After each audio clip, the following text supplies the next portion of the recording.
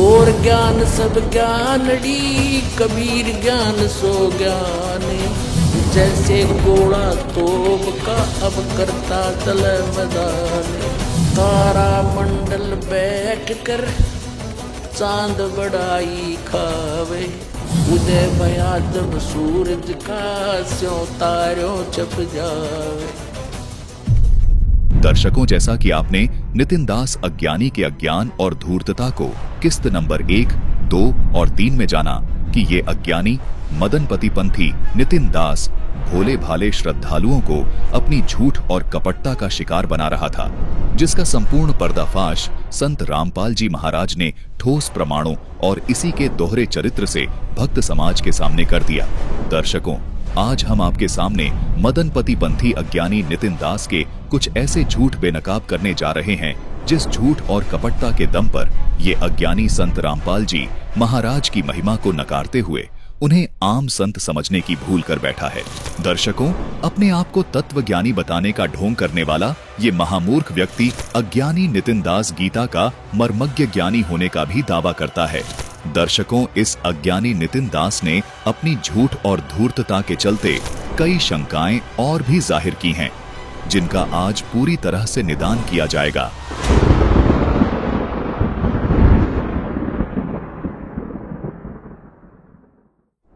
आइए पहले नितिन दास मदनपति पंथी के विचार आपके सामने रखते हैं और आज की इस आध्यात्मिक चर्चा को आगे बढ़ाते हैं।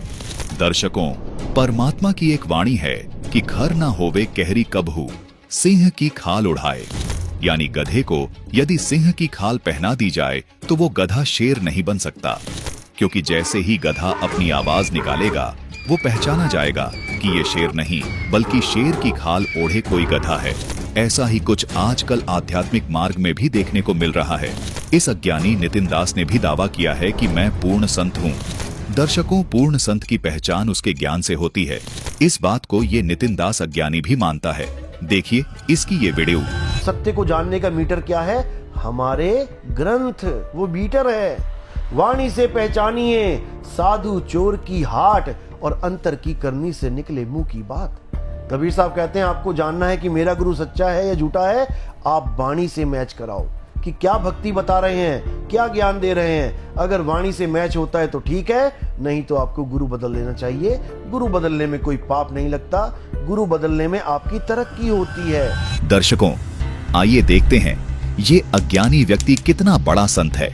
आज इसकी बोली से ही इसकी पहचान करवाते हैं कि ये शेर है या गधा। दर्शकों, अब आपको नितिन दास की एक वीडियो दिखाते हैं, जिसमें नितिन दास का कहना है कि परमात्मा की भक्ति करो, यही मानव जीवन का मुख्य उद्देश्य है। हमें इंसान जन्म ही क्यों मिला है और हम इस जन्म को कैसे सफल कर सकते हैं, ये सवाल हर एक इंसान के दिमाग में जरूर आता है। इस जीवन को सफल बनाना है, और सफल कैसे बनाना है? केवल और केवल परमात्मा की भक्ति करके। दर्शकों, देखा आपने, नितिन दास का कहना है कि मानव जीवन हमें इसलिए मिला है कि हम इस जीवन में परमात्मा की भक्ति करके इस मानव जीवन को सफल कर सकें। अब शायद आप सोच रहे होंगे कि इसमें गलत क्या है। ये तो सही है, लेकिन दर्शकों, अब हम आपको इसी नितिन दास की एक वीडियो और दिखाते हैं, जिसमें ये परमात्मा को भूल जाता है और कहता है हमें केवल और केवल आत्मा की भक्ति करनी चाहिए। देखिए ये वीडियो। हमें केवल और केवल आत्मा की साधना करनी चाहिए। आत्मा ही वो देवों का देव महादेव है, जिसे कोई नाश नहीं कर सकता, जिसको कोई फना नहीं कर सकता। उसी की साधना का जिक्र गीता में किया गया है, और कबीर पंथ में भी कबीर साहिब भी यही बता रहे हैं कि जब लग ना चीनोगे आत्म, तब लग ना मिली है परमात्म। अरे आत्म चीन है, परमात्म चीन है। संत कहावे सोए, और यह भेद काया से न्यारा, बूझे बिरला कोई। दर्शकों, देखा आपने, ये नितिन दास इस प्रकार से दुनिया को मूर्ख बना रहा है। अब इसको अज्ञानी ना कहा जाए तो क्या कहा जाए, क्योंकि इसने पहले तो कहा कि परमात्मा की भक्ति करनी है और यही मानव जीवन का मुख्य उद्देश्य है।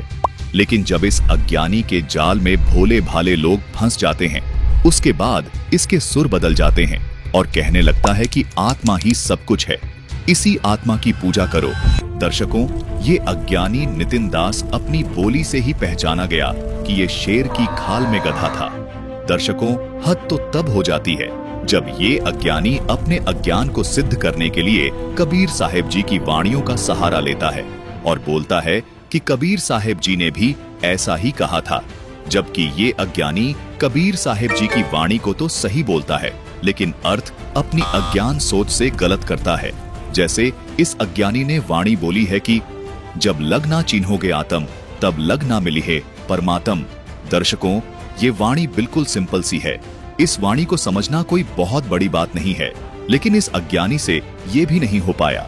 इस वाणी में स्पष्ट आत्मा और परमात्मा अलग अलग बताए हुए हैं कि जब तक आप आत्मा को नहीं जान लोगे, यानी ये नहीं जान लोगे कि हम कौन हैं, हम कहां से आए हैं और हमारे मानव जीवन का उद्देश्य क्या है, तब तक हम परमात्मा को नहीं जान सकते हैं।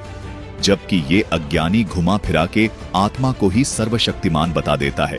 इसी आत्मा को इसने देवों का देव महादेव बता दिया, जबकि पहले कह रहा था कि हमें परमात्मा की भक्ति करनी है। दर्शकों, अब देखिए इस अज्ञानी नितिन दास के अज्ञान की एक और वीडियो, जिसमें इस अज्ञानी ने सारा ही गुड़ गोबर कर दिया है। पहले हमें खुद को खोजना पड़ेगा। मैं क्या हूं? मैं ये शरीर नहीं हूं, शरीर तो मैं एक दिन छोड़ दूंगा। मैं क्या हूं? जो छोड़ेगा वो कौन है? वो आत्मा है, जीवात्मा, वो आत्मदेव है, उसी को परमात्मा बोला। दर्शकों, देखा आपने, शायद आपको भी इस अज्ञानी नितिन दास की बातों पे हंसी आ रही होगी कि इसने पहले तो कहा कि परमात्मा की भक्ति करो और अब बाद में कह रहा है कि आत्मा की भक्ति करो।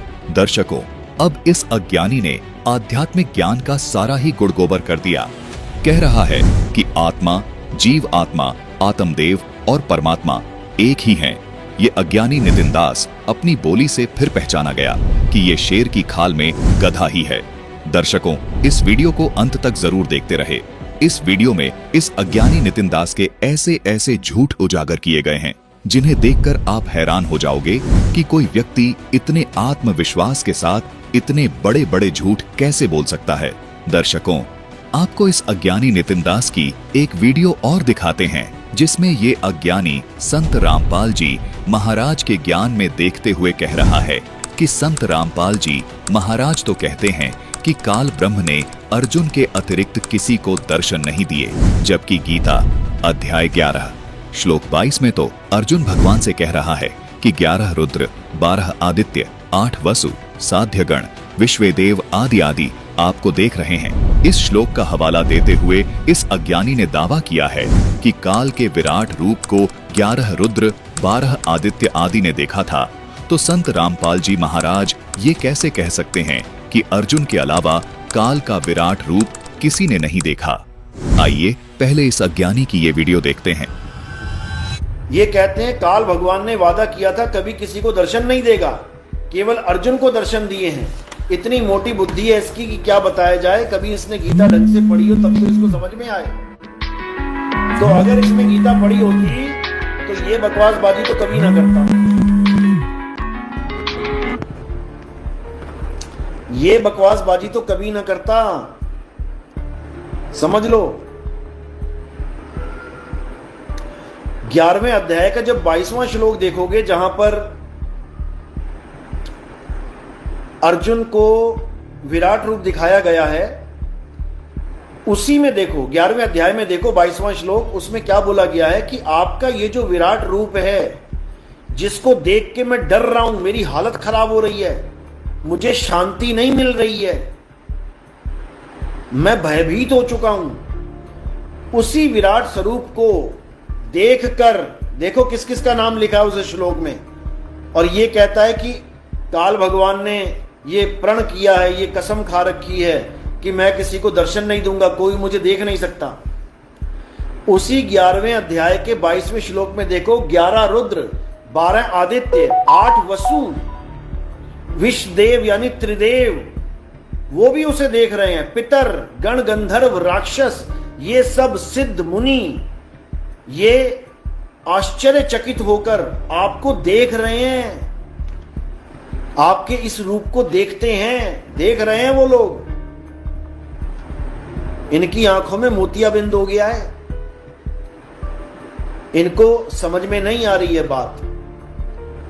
जो ये लोगों को कहता फिर रहा है कि उस काल भगवान ने ये प्रण कर रखा है कि मैं किसी को अपना दर्शन नहीं करूंगा, सबने दर्शन कर लिया है। अध्याय 11 22वां श्लोक, सारी दुनिया ने दर्शन कर लिया, लेकिन रामपाल जी के बुद्धि में अभी ये बात नहीं घुसी है।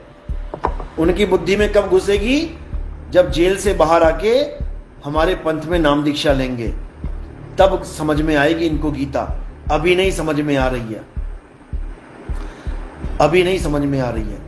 तो ऐसे लोगों का कोई इलाज नहीं है। ऐसे लोगों का एक ही इलाज है कि इनसे ऐसे सवाल पूछ लो जहां पे ये चक्री खा जाए इनका दिमाग, ये दोबारा तुम्हें मुंह नहीं दिखाएंगे। इस प्रकार से इस अज्ञानी ने संत रामपाल जी महाराज पर सवाल उठाया है कि संत रामपाल जी महाराज को गीता का ज्ञान नहीं है।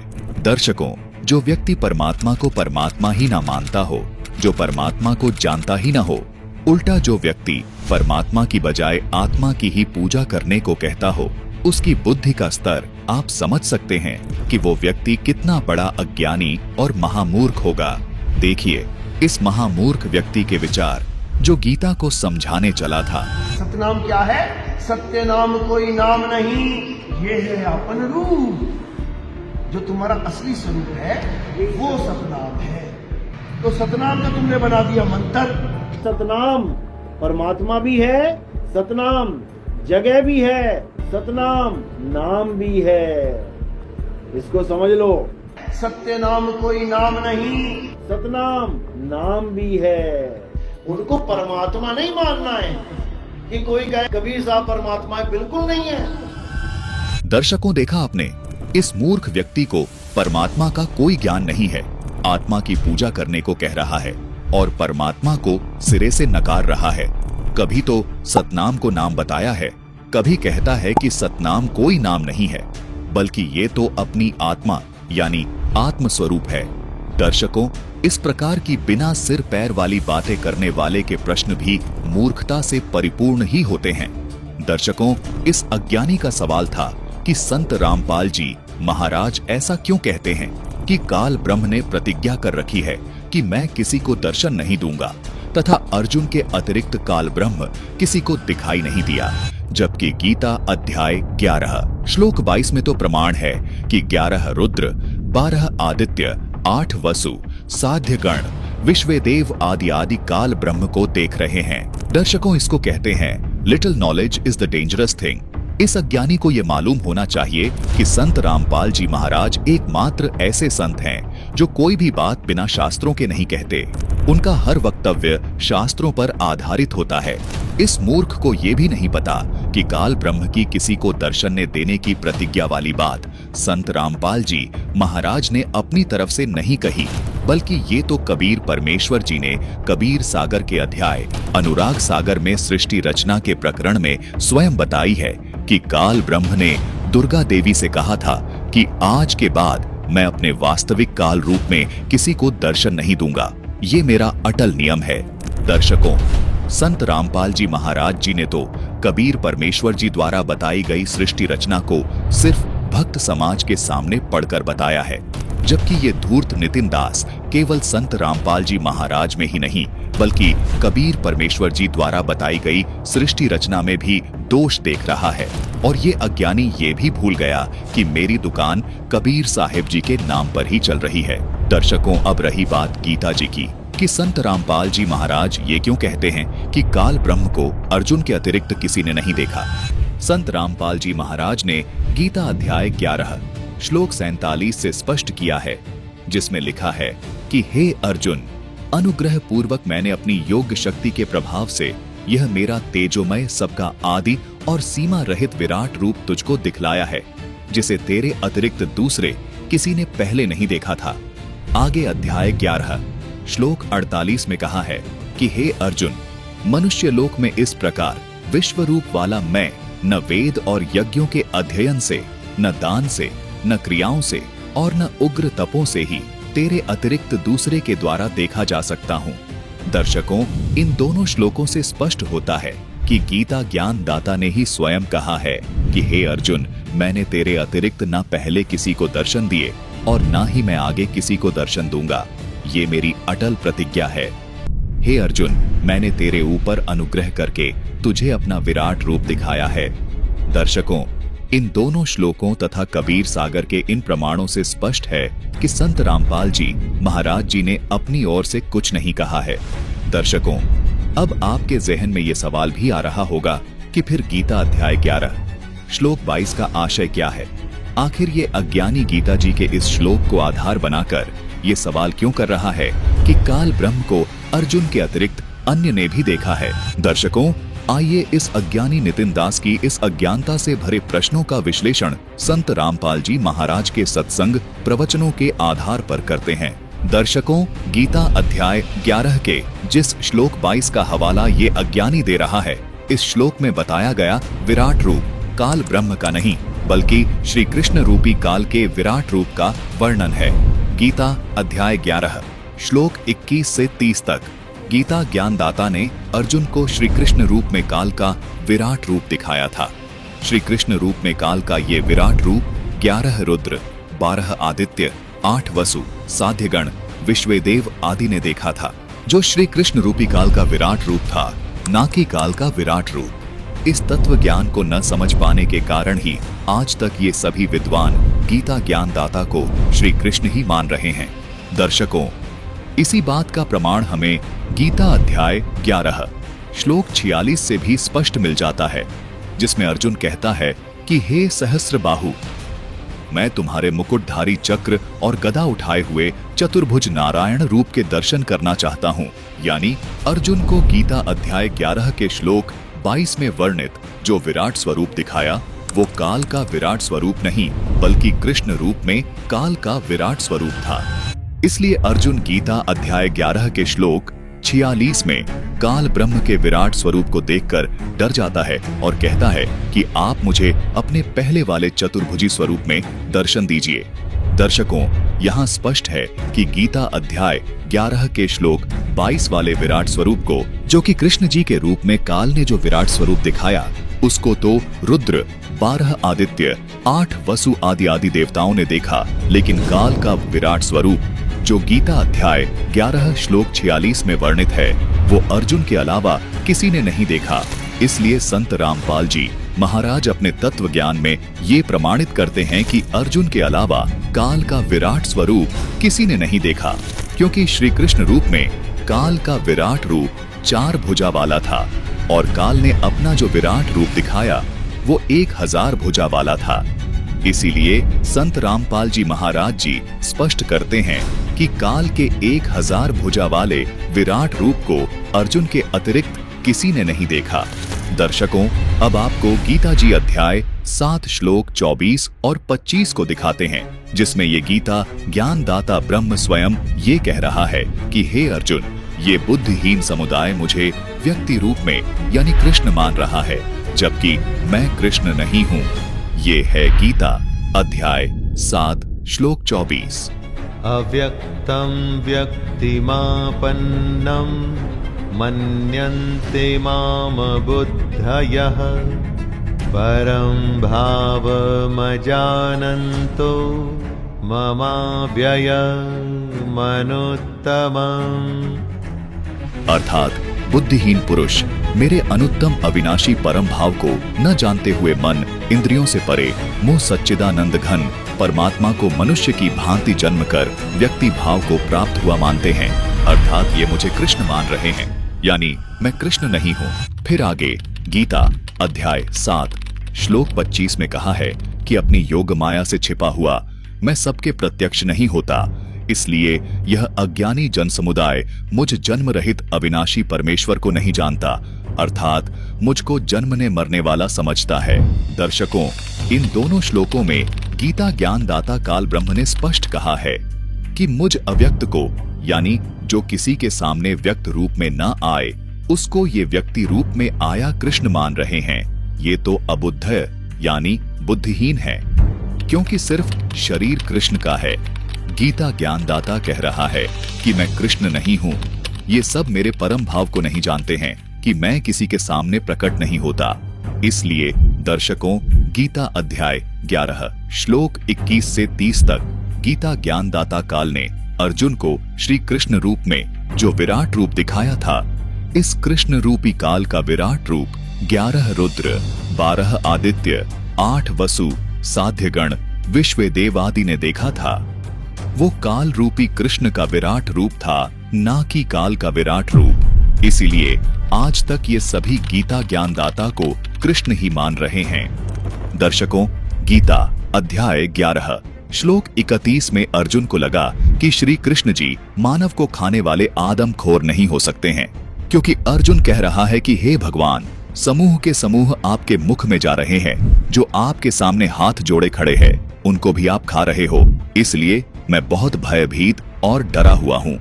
दर्शकों, गीता अध्याय 11 श्लोक 21 से 30 तक के इन दृश्यों को देखकर अर्जुन को ये एहसास हुआ कि ये आदमखोर तो कोई और है, ये मनुष्यों को खाने वाला श्री कृष्ण जी नहीं हो सकता है।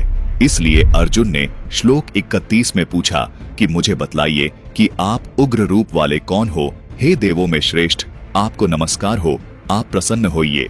आदि पुरुष, आपको मैं विशेष रूप से जानना चाहता हूँ, क्योंकि मैं आपकी प्रवृत्ति को नहीं जानता। दर्शकों, श्री कृष्ण जी अर्जुन के रिश्तेदार थे। क्या ऐसा हो सकता है कि एक रिश्तेदार दूसरे को ना जानता हो? उत्तर होगा, ऐसा बिल्कुल संभव नहीं है। इसलिए जब अर्जुन ने इन सब दृश्यों को देखा तो लगा कि ये शरीर तो भले ही श्री कृष्ण जी का है, लेकिन ये जो बोल रहा है ये कोई अन्य ही बला है, ये कृष्ण जी नहीं हो सकते हैं। तब श्लोक 31 में अर्जुन ने कहा कि आप मुझे अपना वास्तविक परिचय दीजिए कि आप कौन हैं।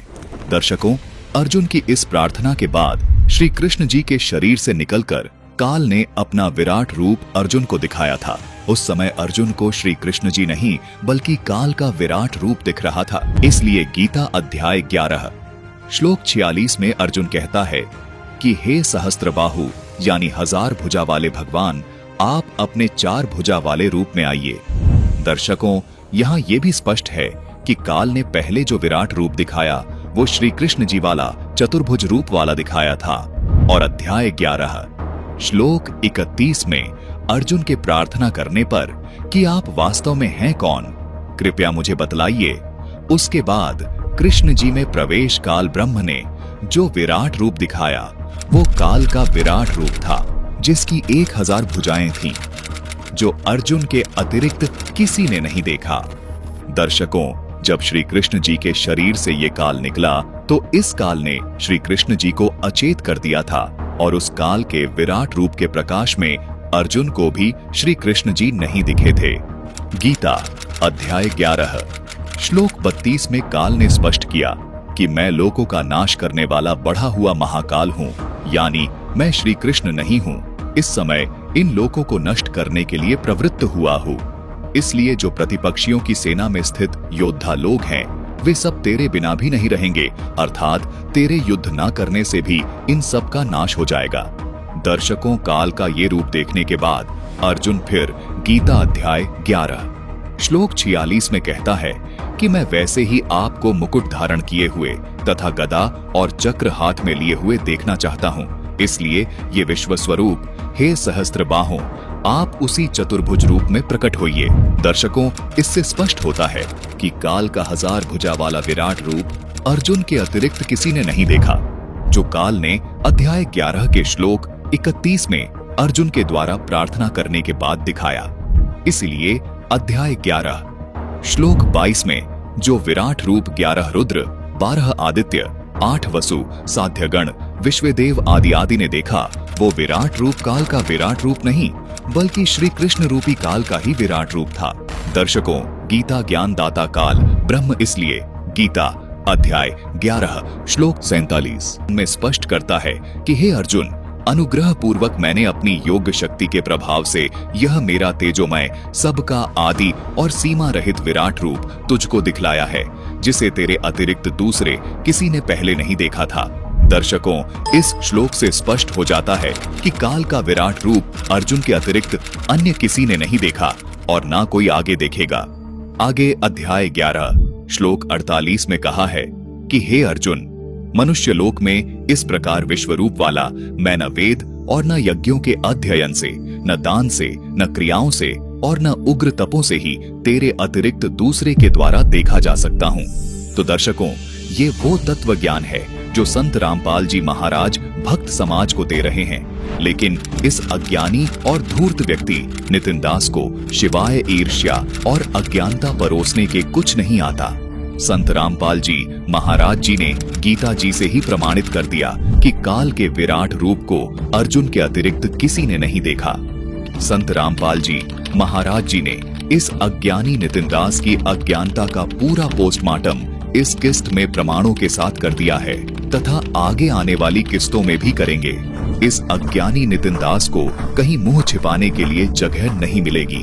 दर्शकों, आइए अब आपको इस अज्ञानी की इसी वीडियो का कुछ भाग और दिखाते हैं, जिसमें इसने कहा है कि काल के विराट रूप को संजय ने देखा, भीम के पोते यानी घटोत्कच के पुत्र बर्बरीक ने देखा।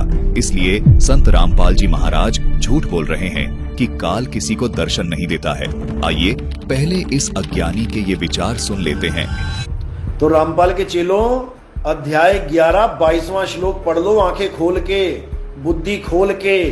काल भगवान अगर छुपा बैठा है तो अर्जुन ये क्यों कह रहा है कि हर प्रकार के देवी देवता, रुद्र, आदित्य, वसु सब आपको आश्चर्य के साथ देख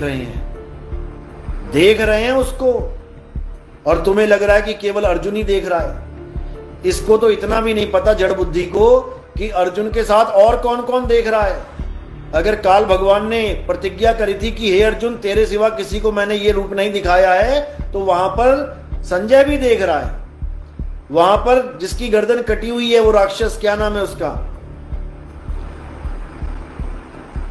भीम का पोता, घटोत्कच का लड़का बर्बरीक, वो राक्षस कुल का राक्षस है वो, उसकी भी गर्दन बड़ी छल से कृष्ण जी ने उसकी धड़ से अलग करवाई थी। दर्शकों, इस अज्ञानी के इस प्रश्न का उत्तर संत रामपाल जी महाराज ने कुछ इस प्रकार दिया है।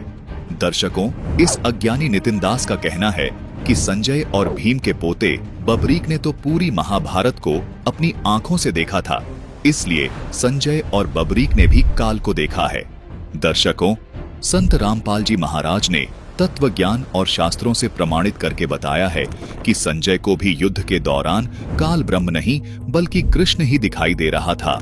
वे दोनों भी काल को नहीं देख पाए। संत रामपाल जी महाराज ने गीता अध्याय 11 श्लोक 35 से प्रमाण भी दिया है। देखिए, ये है गीता अध्याय 11 श्लोक 35। एतच्छ्रुत्वा वचनं केशवस्य कृताञ्जलिर्वेपमानः किरीटी नमस्कृत्वा भूय एवाह कृष्णं सगद्गदं भीतः प्रणम्य। दर्शकों, इस श्लोक में संजय का कथन है। इस श्लोक में संजय बिल्कुल स्पष्ट कह रहा है कि केशव भगवान के इस वचन को सुनकर, यानी गीता अध्याय 11 श्लोक 32 से 34 के वचन सुनकर मुकुटधारी अर्जुन हाथ जोड़कर कांपता हुआ नमस्कार करके, फिर भी अत्यंत भयभीत होकर प्रणाम करके भगवान श्री कृष्ण के प्रति गदगद वाणी से बोला। दर्शकों, इस पूरे श्लोक से स्पष्ट है कि संजय काल ब्रह्म को नहीं बल्कि श्री कृष्ण को ही देख पा रहा है। आप इस श्लोक की मूल संस्कृत को भी देख सकते हैं। इस श्लोक की मूल पाठ की संस्कृत में कृष्ण शब्द है, यानी संजय को कृष्ण ही दिखाई दे रहा था। उसने काल का विराट रूप नहीं देखा। दर्शकों, स्पष्ट है कि ये अज्ञानी नितिन दास सिर्फ अपने अज्ञान को सही सिद्ध करने के लिए झूठ बोल रहा है। इसी प्रकार इस अज्ञानी ने बबरीक द्वारा भी काल को देखने की बात कही है। दर्शकों, आपको स्पष्ट कर दें कि बबरीक को भी काल का असली रूप नहीं दिखा था। उसको भी संजय की तरह केवल श्री कृष्ण ही दिखाई दे रहा था। केवल अर्जुन ने ही काल का विराट रूप देखा था। आइए आपको इसका सटीक प्रमाण देते हैं। दर्शकों, स्कंद पुराण के माहेश्वर खंड कुमारिका खंड में प्रकरण आता है कि जब महाभारत का युद्ध समाप्त हो चुका था, युद्ध जीतने के पश्चात सभी भगवान कृष्ण की महिमा करते हुए उन्हें पुरुषोत्तम पुरुषोत्तम कह रहे थे।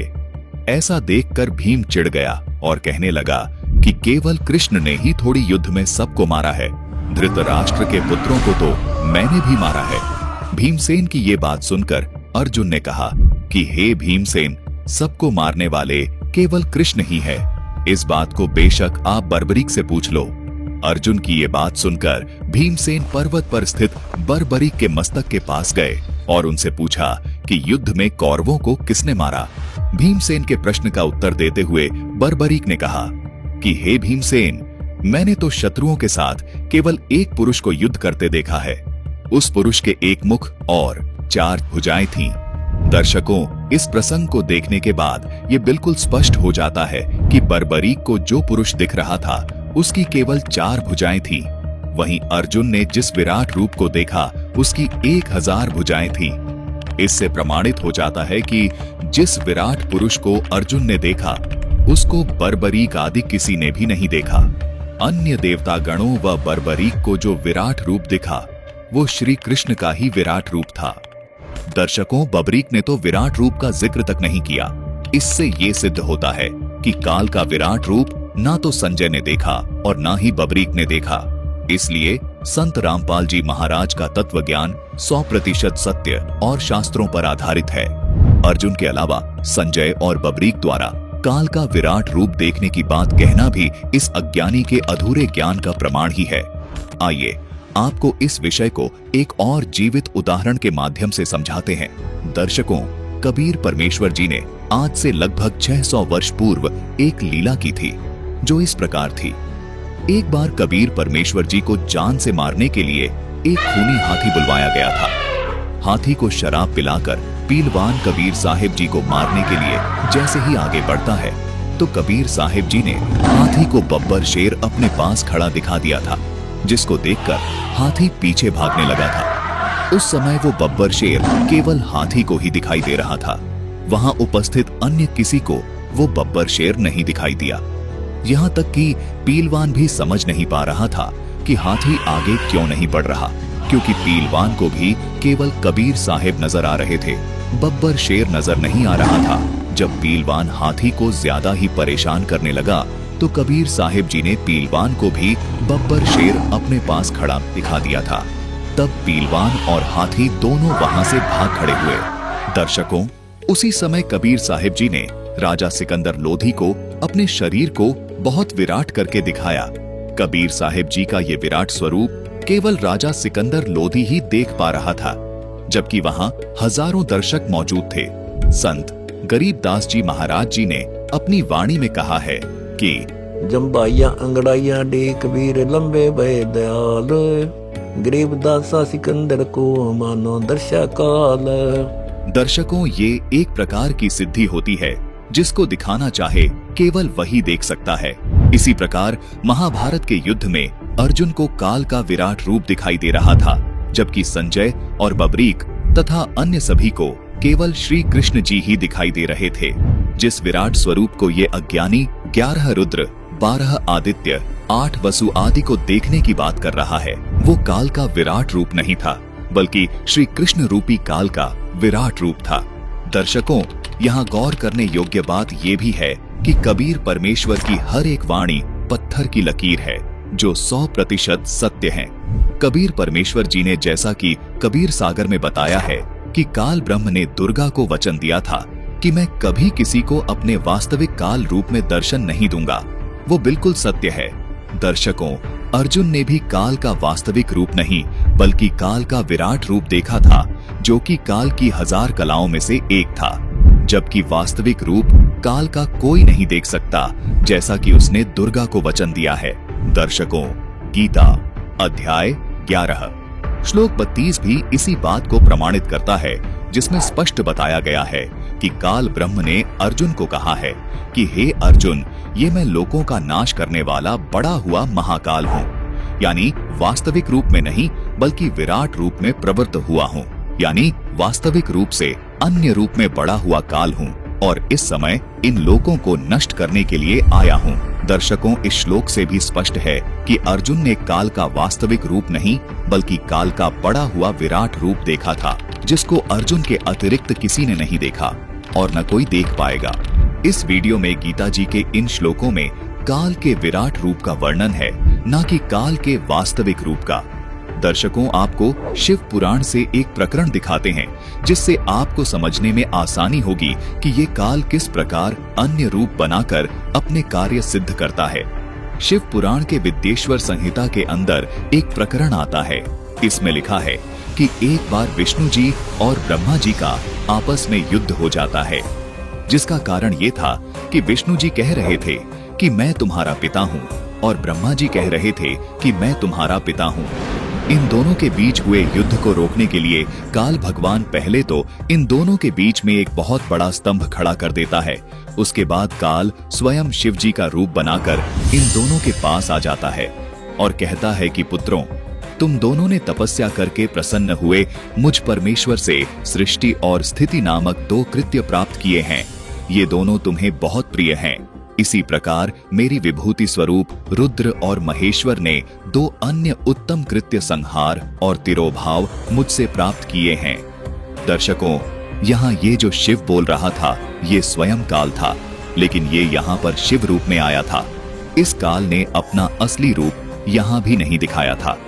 यानी इस काल को जब भी अपनी कोई लीला करनी होती है तो ये किसी अन्य शरीर में प्रवेश कर जाता है या दूसरा रूप बनाकर आ जाता है और अपना कार्य पूरा करता है। इस काल ने अपना वास्तविक रूप आज तक किसी को भी नहीं दिखाया है। इसका ये नियम आज भी कायम है। दर्शकों, इस काल के असली रूप को आज तक किसी ने भी नहीं देखा है और अर्जुन को भी काल ने सिर्फ विराट रूप ही दिखाया था, जो वास्तविक रूप से अलग है।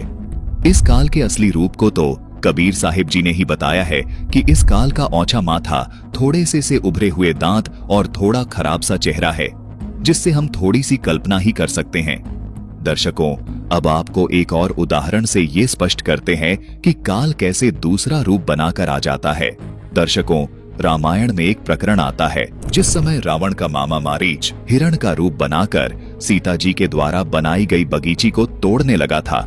सीता जी ने उसको देखकर कहा था कि ये सोने का मृग है जो मुझे बहुत अच्छा लग रहा है। सीता जी ने श्री राम जी से कहा कि आप इसको मेरे लिए पकड़ कर लाइए। दर्शकों, इस प्रकरण से हम सिर्फ आपको यही बताना चाहते हैं कि रावण का मामा मृग यानी हिरण नहीं था, वो तो एक ब्राह्मण आदमी था। उसने तो सिद्ध के जरिए अपना रूप इंसान से मृग का बना लिया था। मृग मारीच का असली रूप नहीं था। इसी प्रकार काल भी अपने वास्तविक रूप में नहीं आता है। अर्जुन ने काल के सिर्फ विराट रूप को देखा, ना कि उसके वास्तविक रूप को। और काल ने अर्जुन को ये भी कहा था कि इस मेरे विराट रूप को अर्जुन तेरे अतिरिक्त आज तक किसी ने नहीं देखा है और आगे भी कोई नहीं देखेगा। दर्शकों, गीता अध्याय 11 श्लोक 32 भी इसी बात को प्रमाणित करता है, जिसमें स्पष्ट बताया गया है कि काल ब्रह्म ने अर्जुन को कहा है कि हे अर्जुन, मैं लोकों का नाश करने वाला बड़ा हुआ महाकाल हूँ। यानी वास्तविक रूप में नहीं बल्कि विराट रूप में प्रवृत्त हुआ हूँ। यानी वास्तविक रूप से अन्य रूप में बढ़ा हुआ काल हूँ और इस समय इन लोकों को नष्ट करने के लिए आया हूँ। दर्शकों, इस श्लोक से भी स्पष्ट है कि अर्जुन ने काल का वास्तविक रूप नहीं बल्कि काल का बड़ा हुआ विराट रूप देखा था, जिसको अर्जुन के अतिरिक्त किसी ने नहीं देखा और न कोई देख पाएगा।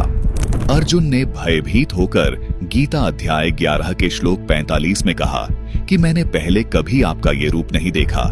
इस रूप को देखकर मैं हृषित हो रहा हूँ और मेरा मन भय से अति व्याकुल हो रहा है। इसलिए मुझे ये विराट काल रूप नहीं बल्कि उसी चतुर्भुज रूप को दिखलाइए। दर्शकों, यहाँ भी स्पष्ट है कि काल ने पहले तो अर्जुन को कृष्ण रूपी विराट रूप दिखाया था, जो चतुर्भुज रूप में था, जिसको 11 रुद्र, 12 आदित्य, 8 वसु, साध्यगण, विश्वदेव आदि ने देखा था। लेकिन काल ने जो अपना विराट रूप दिखाया वो अर्जुन के अतिरिक्त किसी ने नहीं देखा तथा अर्जुन को भी सिर्फ विराट रूप यानी अपना बड़ा हुआ रूप ही दिखाया।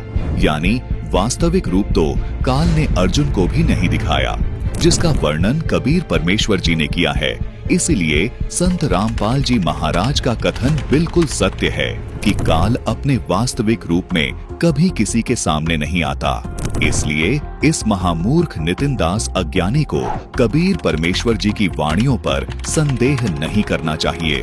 गीता जी के इन श्लोकों को अपने मन मुताबिक अर्थ करके कबीर परमात्मा की वाणियों को गलत साबित करने का इसका असफल प्रयास आपके सबके सामने संत रामपाल जी महाराज ने उजागर कर दिया है। दर्शकों, ये धूर्त व्यक्ति तो शेख तकी की फोटोकॉपी है। जिस प्रकार शेख तकी ने कबीर परमेश्वर के सच्चे सूचे ज्ञान को सरेआम झुठलाते हुए अपने अज्ञान और धूर्तता को महत्वता दी थी, आज वही क्रियाएं इस अज्ञानी नितिन दास की हैं। इस अज्ञानी को भी सच से कोई लेना देना नहीं है। बस अपने अज्ञान और कुतर्कों को ऊपर रखकर भोले भाले श्रद्धालुओं का जीवन बर्बाद करना ही इसका उद्देश्य है। आइए दर्शकों, आपको इस अज्ञानी नितिन दास की एक वीडियो और दिखाते हैं, जिसमें इस अज्ञानी ने गीता अध्याय 2 श्लोक 16 और अध्याय 3 श्लोक 17 में इसी प्रकार से ज्ञान का गुड़ गोबर करने की कुचेष्टा की है तथा आध्यात्मिक ज्ञान में अपनी अज्ञानता मिलाने का प्रयास किया है। ये अज्ञानी साथ में ये भी कह रहा है कि संत रामपाल जी महाराज अध्याय 2 श्लोक 16 और अध्याय 3 श्लोक 17 को अपने शिष्यों को नहीं बताते हैं, क्योंकि गीता जी के इन श्लोकों में बहुत गूढ़ रहस्य छिपे हैं जो संत रामपाल जी महाराज को नहीं पता है। दर्शकों, इस अज्ञानी की ये वीडियो दिखाने से पहले आपको बता दे कि इस अज्ञानी के द्वारा गीता जी पर जितनी भी अज्ञानता परोसी गई है, उसकी पूरी पोल इस वीडियो में और आगे आने वाली किस्तों में विस्तार के साथ खोली गई है। कृपया इस वीडियो को अंत तक जरूर देखें। अब देखिए इस अज्ञानी नितिन दास की ये वीडियो। कभी गीता पढ़ी है? गीता पढ़ी है या वही पढ़ी है? अक्षर पुरुष नहीं अक्षर पुरुष और कुछ पढ़ा है? अध्याय 2 पढ़ा है? उसमें क्या लिखा है? गुरु महाराज मैंने पढ़ा नहीं पढ़ा, आप पढ़ाएंगे वो पढ़ूंगा। लिखो कागज कलम लेके आए ना। अध्याय 2 24वां श्लोक लिखो। अब इसको पढ़ना है। इसमें क्या लिखा है? हाँ, और सुनो। अध्याय 3 17वां श्लोक पढ़ो। इसमें क्या लिखा है? जो आत्मा में रमण करता है, जो आत्मा में तृप्त है, जो आत्मा में संतुष्ट है, उसके लिए कोई धार्मिक कर्म कर्तव्य लागू ही नहीं होता। ना कोई जप, ना कोई तप, ना कोई पूजा, ना कोई यज्ञ, ना कोई पाठ, ना कोई हवन, ना कोई नदी पूजा, ना कोई परिक्रमा, ना कोई मंत्र जंतर। छोड़ दे सब। ये लिखा है, समझे? अध्याय 4 34वां श्लोक लिखो। क्या लिखा है? कि तुम ऐसे तत्वदर्शी संत की शरण में जाओ। तत्वदर्शी का मतलब क्या होता है? तत्व। यही समझा रहा हूं मैं। हाँ, यही समझा रहा हूं। तत्वदर्शी का मतलब क्या होता है? सूक्ष्मदर्शी का नाम सुना है? सूक्ष्मदर्शी क्या होता है? जो सूक्ष्म से सूक्ष्म जीवाणु कीटाणु का दर्शन करा दे। माइक्रोस्कोप देखते हैं उसमें। दूरदर्शी क्या होता है? दूरदर्शी का मतलब होता है दूरबीन। जो ग्रह तुम्हें खुली आंखों से नहीं दिखाई दे रहे, वो दूरबीन में से तुम देख सकते हो। दर्शी का मतलब होता है दर्शन कराने वाला। तत्वदर्शी का मतलब होता है तत्व के दर्शन कराने वाला, मंत्र जपवाने वाला नहीं कि मंत्र जपवाने वाला। तत्वदर्शी। अब कौन से तत्व हैं? हे अर्जुन, 2 प्रकार के तत्व हैं। अध्याय 2 16वां श्लोक लिखो। अध्याय 2 16वां श्लोक। हे अर्जुन, इस दुनिया में 2 प्रकार के तत्व हैं। एक असत्य तत्व है, एक सत्य तत्व है। सद्गुरु क्या करता है? असत्य तत्व को छुड़वा देता है और सत्य तत्व का लखाव करा देता है। ये है तत्वदर्शी की डेफिनेशन। मंत्र नहीं जपवाता। मंत्र जपवाने वालों को, कान में नाम देने वालों को कन भुक्का कहते हैं। कान में मंत्र फूंक दिया। दर्शकों, जैसा कि आपने नितिन दास की इस वीडियो में देखा कि इसने संत रामपाल जी महाराज के एक नए भोले भाले अनुयायी को कहा है कि क्या तूने गीता पढ़ी है? उस भोले भाले अनुयायी ने कहा कि जी, मैंने गीता नहीं पढ़ी है। फिर आगे नितिन दास ने कहा कि अब मैं तुझे गीता पढ़ाता हूँ। तूने तो अब तक अक्षर पुरुष और परम अक्षर पुरुष ही पढ़ा है। अब तू तत्वदर्शी संत की गीता पढ़। दर्शकों, आपने इस अज्ञानी की वीडियो में देखा कि इसने अपने आप को गीता अध्याय 4 श्लोक 34 से तत्वदर्शी संत सिद्ध करने के लिए गीता अध्याय 2 श्लोक 16 का हवाला दिया है कि इसमें जो 2 तत्व सत और असत हैं, जो इनको बता देगा वो तत्वदर्शी संत है। इसका कहना है कि नाम जपाने वाला कोई भी गुरु तत्वदर्शी संत नहीं है। दर्शकों, इस अज्ञानी ने उसके बाद गीता अध्याय 2 श्लोक 16 से सत तत्व आत्मा को बताया है जो अविनाशी है, और असत तत्व 5 तत्व को बताया है जो नाशवान है। यानी इस अज्ञानी का मानना है कि आत्म तत्व यानी जिसको ये सत तत्व कहता है, उसको जानने वाला तत्वदर्शी संत है। दर्शकों, अब आपको हम गीता अध्याय 4 श्लोक 34 को एक बार दिखा देते हैं। ये है अध्याय 4 श्लोक 34। इसमें कहीं भी आत्म तत्व को जानने वाले नहीं लिखा है, बल्कि परमात्म तत्व को जानने वाले लिखा है। जबकि ये अज्ञानी तो आत्मा से ऊपर बुद्धि ही नहीं रखता। इसका स्पष्ट कहना है कि केवल आत्मा की पूजा करो, परमात्म तत्व को ये अज्ञानी जानता ही नहीं है। दर्शकों, इस अज्ञानी नितिन दास ने गीता अध्याय 2 श्लोक 24 का हवाला देते हुए कहा है कि आत्मा सनातन, पुरातन और नित्य है। दर्शकों, आपको बता दें कि इस श्लोक में आत्मा का नहीं बल्कि परमात्मा का जिक्र है, जो हम आपको आगे वीडियो में प्रमाणित करेंगे। कृपया वीडियो को अंत तक देखते रहें। चलिए अब गीता अध्याय 4 श्लोक 34 का विश्लेषण जगत गुरु तत्वदर्शी संत रामपाल जी महाराज के सत्संगों के आधार पर करते हैं। सबसे पहले देखिए गीता अध्याय 4 श्लोक 32 का अनुवाद। इस श्लोक में कहा है कि इस प्रकार और भी बहुत तरह के यज्ञ वेद की वाणी में विस्तार से कहे गए हैं। उन सबको तू मन, इंद्रिय और शरीर की क्रिया द्वारा संपन्न होने वाले जान। इस प्रकार तत्व से जानकर उनके अनुष्ठान द्वारा तू कर्म बंधन से सर्वथा मुक्त हो जाएगा। दर्शकों, इस श्लोक में ब्राह्मणः का अर्थ अनुवादक ने गलत किया है, जबकि इसी अनुवादक ने गीता अध्याय 17 श्लोक 23 में इसी ब्राह्मणः शब्द का अर्थ सच्चिदानंद घन ब्रह्म सही किया है। इसी प्रकार इस श्लोक में भी ब्राह्मणः शब्द का अर्थ सच्चिदानंद घन ब्रह्म ही करना था। आइए अब आपको इस श्लोक का यथार्थ अर्थ संत रामपाल जी महाराज के सत्संगों के आधार पर दिखाते हैं। गीता अध्याय 4 श्लोक 32 में कहा है कि सच्चिदानंद घन ब्रह्म सह शरीर इस पृथ्वी पर प्रकट होकर जो ज्ञान अपने मुख कमल से बोलता है, वो ज्ञान तत्व ज्ञान होता है। इस तत्व ज्ञान में सभी प्रकार के धार्मिक अनुष्ठानों यानी भक्ति मार्गों की जानकारी विस्तार के साथ बताई गई है। उन सबको तू कर्म जान, यानी ये सभी धार्मिक अनुष्ठान काम करते करते किए जाते हैं। इस प्रकार तत्व से जानकर उनके अनुष्ठान द्वारा तू कर्म बंधन से सर्वथा मुक्त हो जाएगा, यानी तेरा जन्म और मरण का रोग समाप्त हो जाएगा।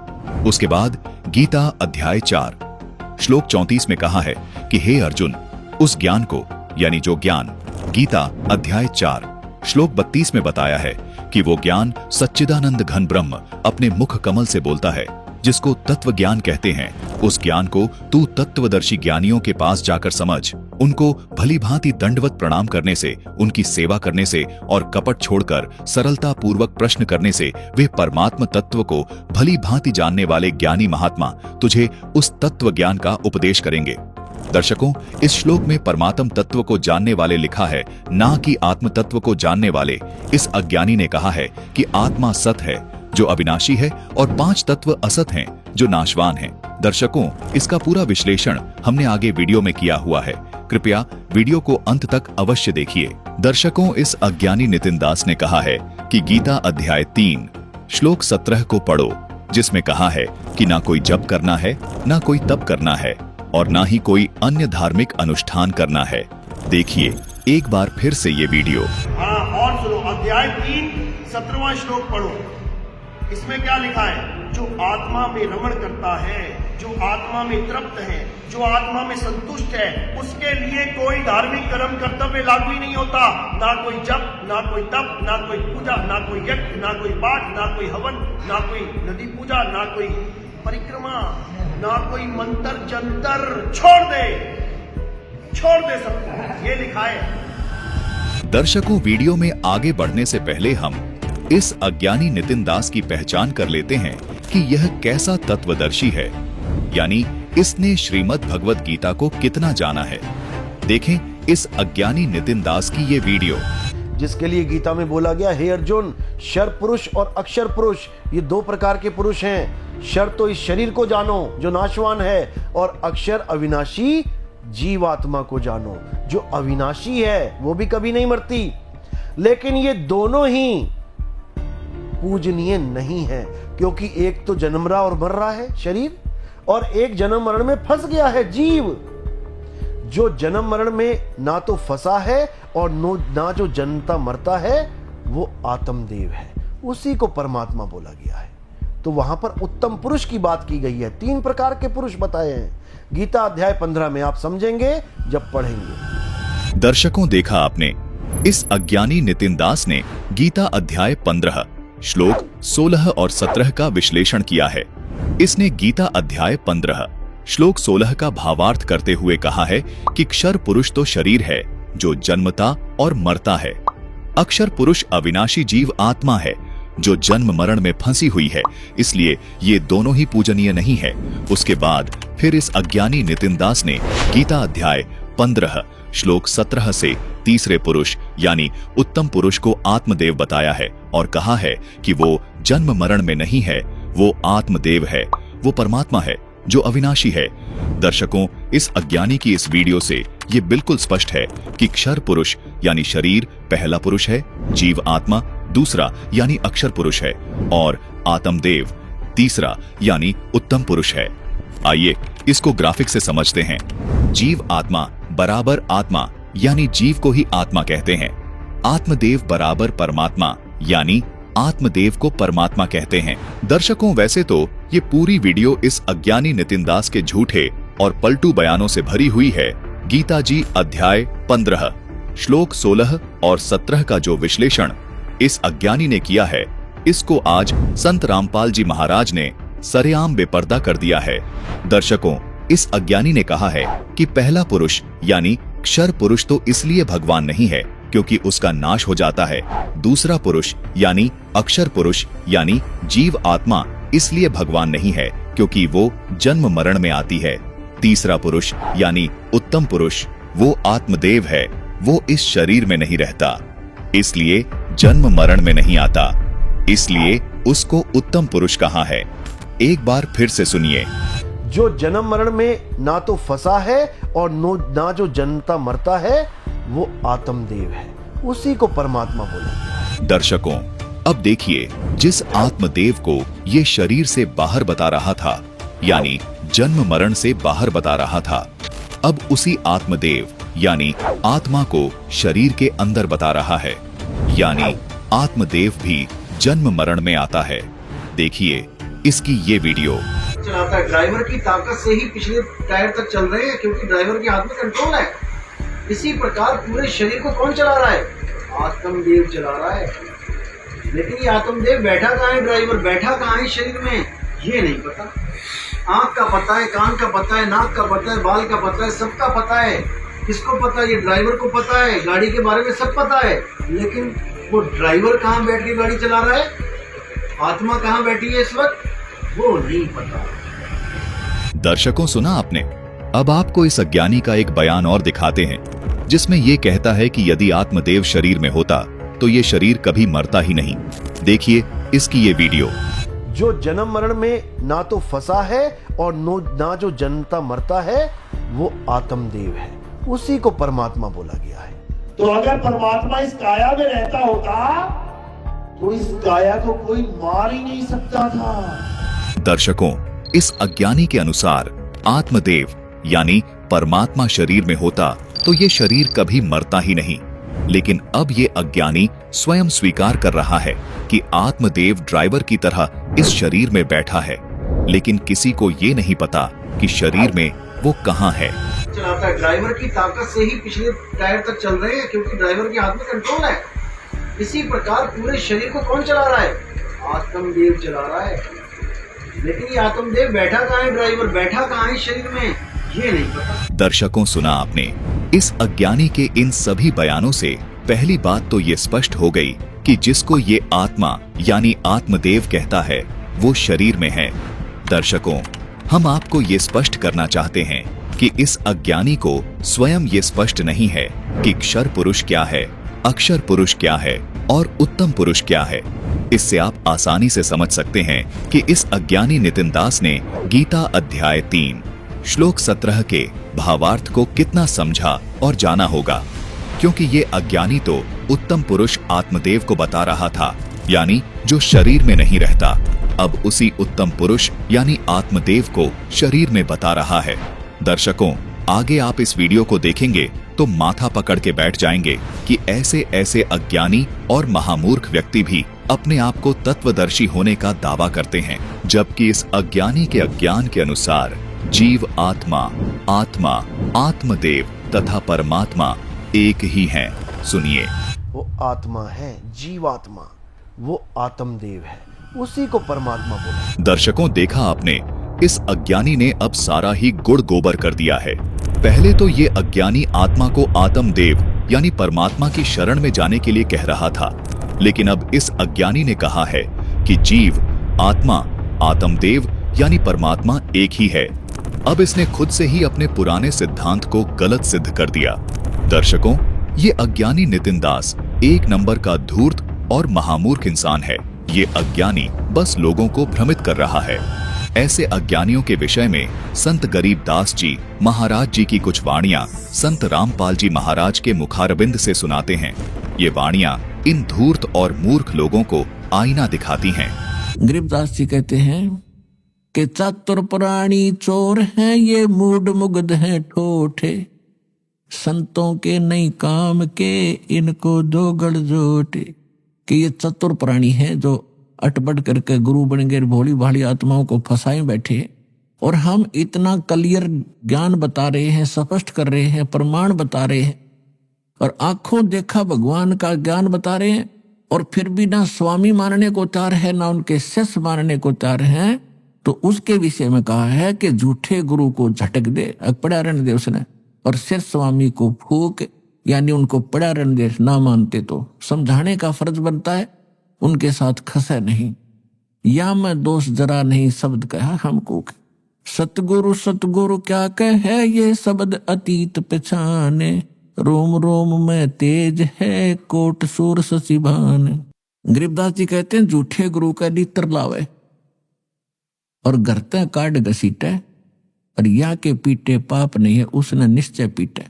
पीटन का अर्थ है कि उसको स्वीकार नहीं करे, उसकी बातों में नहीं आवे, और उसको फिर घर पे आने से भी विरोध करे कि बस बतेरे दिन आपने हमारा नाश कर लिया, खाना खाओ और जाओ। इतना सा उसके साथ लगाव रखे। दर्शकों, जैसा कि आपने अभी तक इस अज्ञानी नितिन दास के विचारों को सुना और जाना कि ये अज्ञानी जीव, आत्मा और आत्मदेव को अलग अलग बता रहा था। दर्शकों, अब आपको इस अज्ञानी नितिन दास की एक वीडियो और दिखाते हैं, जिसमें इसने आत्मा, जीवात्मा और आत्मदेव यानी परमात्मा को एक ही बताया है। देखिए यह वीडियो। पहले हमें खुद को खोजना पड़ेगा। मैं क्या हूं? मैं ये शरीर नहीं हूं। शरीर तो मैं एक दिन छोड़ दूंगा। मैं क्या हूं? जो छोड़ेगा वो कौन है? वो आत्मा है, जीवात्मा, वो आत्मदेव है, उसी को परमात्मा बोला। दर्शकों, देखा आपने इस स्वयंभू तत्वदर्शी बने अज्ञानी का तत्व ज्ञान। इस अज्ञानी ने पहले तो आत्मा और जीव आत्मा को एक ही बताया था तथा आत्मदेव और परमात्मा को एक बताया था, लेकिन अब इस अज्ञानी ने सारा ही गुड़ गोबर कर दिया। अब इसने इन चारों को एक ही बता दिया है। दर्शकों, अब भी इस अज्ञानी नितिन दास के अज्ञान को देखकर कोई इससे अपना पीछा नहीं छुड़ाता है, तो उसके विषय में संत गरीब दास जी महाराज जी ने अपनी वाणी में कहा है कि गरीब चातुर प्राणी चोर हैं, मूड मुग्ध है ठोठे, संतों के नहीं काम के, इनको दे गल जोट। अब आप जी को गीता अध्याय 3 श्लोक 17 में जो इस अज्ञानी ने अपने अज्ञान के अनुसार अड़ंगा अनुवाद किया है, उसको समझने में आपको बहुत आसानी होगी। दर्शकों, इस अज्ञानी को यही नहीं पता है कि आत्मा क्या है और परमात्मा क्या है, और चला है गीता जी के श्लोकों का अनुवाद करने। अब तक तो यह स्पष्ट हो गया है कि इस अज्ञानी ने गीता अध्याय 3 श्लोक 17 को कितना समझा होगा। दर्शकों, ये अज्ञानी नितिन दास गीता अध्याय 2 श्लोक 16 को भी अपने अज्ञान का हिस्सा बनाता है। सबसे पहले देखिए इस अज्ञानी की ये वीडियो। तत्वदर्शी का मतलब जिस दिन तुमने जान लिया ना, उस दिन तुम रामपाल जी को छोड़ दोगे। अध्याय 2 16वां श्लोक उठाओ, लेके आओ, फटाक से लेके आओ। तुम्हें आज गीता बताते हैं गीता होती क्या है। आज तक तो तुमने रामपाल की गीता सुनी है, आज हम तुम्हें तत्वदर्शी संत की गीता बताते हैं क्या। गुरुजी आप लोग गीता लाए क्या? छोटा लाने की जरूरत नहीं है, इनकी और ठीक है। गीता तो गीता है, जो मर्जी लाओ। पहले जो सवाल रखा गया है कि तत्वदर्शी संत, अब इसका मतलब जानेंगे और ये जानेंगे कि ये नाम आया कहां से, किसने इसका नामकरण किया है। गीता में ही लिखा है, लेकिन तुम्हें नहीं बताया जाएगा। समझ लो, तुम्हें क्यों नहीं बताया जाएगा? क्योंकि अगर तुम्हें बता दिया तो काल का जाल खत्म हो जाएगा, और रामपाल जी महाराज कभी नहीं चाहता कि काल का जाल खत्म होए। नहीं, काल का जाल ही खत्म कर रहे हैं। अरे वो लग रहा है तुम्हें। जहाँ तक इसमें प्रमाण मिलता है कि ईश्वर अंश जीव अविनाशी, हाँ। जीव अविनाशी, और उसमें दो चीजें बोली हैं, जी, ईश्वर अंश जीव अविनाशी। बताओ शरीर कहाँ बोला है? बोलो तुम शरीर कहाँ से बीच में लेके आ गए? आप सच है ना, वहाँ पे सच है, वहाँ पे जो है। अरे मेरे भाई जीव, शरीर बाबा जी नहीं, अरे सुन ले मेरे भाई, सुन ले, अरे सुन लो, सुनाने मत आओ, सुन लो। ईश्वर अंश जीव अविनाशी, दोनों ही अविनाशी है जी, दोनों अविनाशी है। तो फिर इसमें सत्य सत्य का निर्णय कहाँ कर दिया तुमने? अब नासवान क्या है? तो शरीर है, क्योंकि अरे इसमें आत्मा है, ये नासवान है भाई। सुन ले, शरीर नाशवान है, यानी अच्छी बात बोली, यानी एक तत्व नाशवान है। अब शरीर केवल एक तत्व नहीं है, कितने तत्वों का? 5 तत्व। इसका मतलब 5 तत्व नाशवान हैं और वो असत्य हैं। अब अविनाशी क्या है? ये तो हो गई एक डेफिनेशन।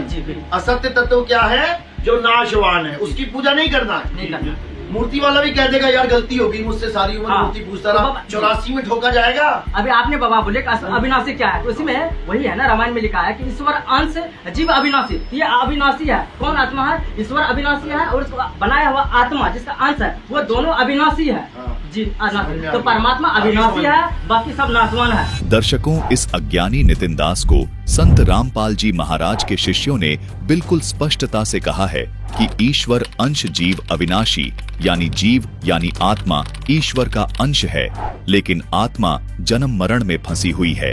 इसलिए अविनाशी केवल परमात्मा है, बाकी सब नाशवान हैं। इस बात को ये नितिन दास भी मानता है कि जीव यानी आत्मा जन्म मरण में फंसी हुई है। गीता अध्याय 4 श्लोक 5 और 9 में भी श्री कृष्ण जी की आत्मा कहती है कि हे अर्जुन, तेरे और मेरे तो बहुत सारे जन्म हो चुके हैं।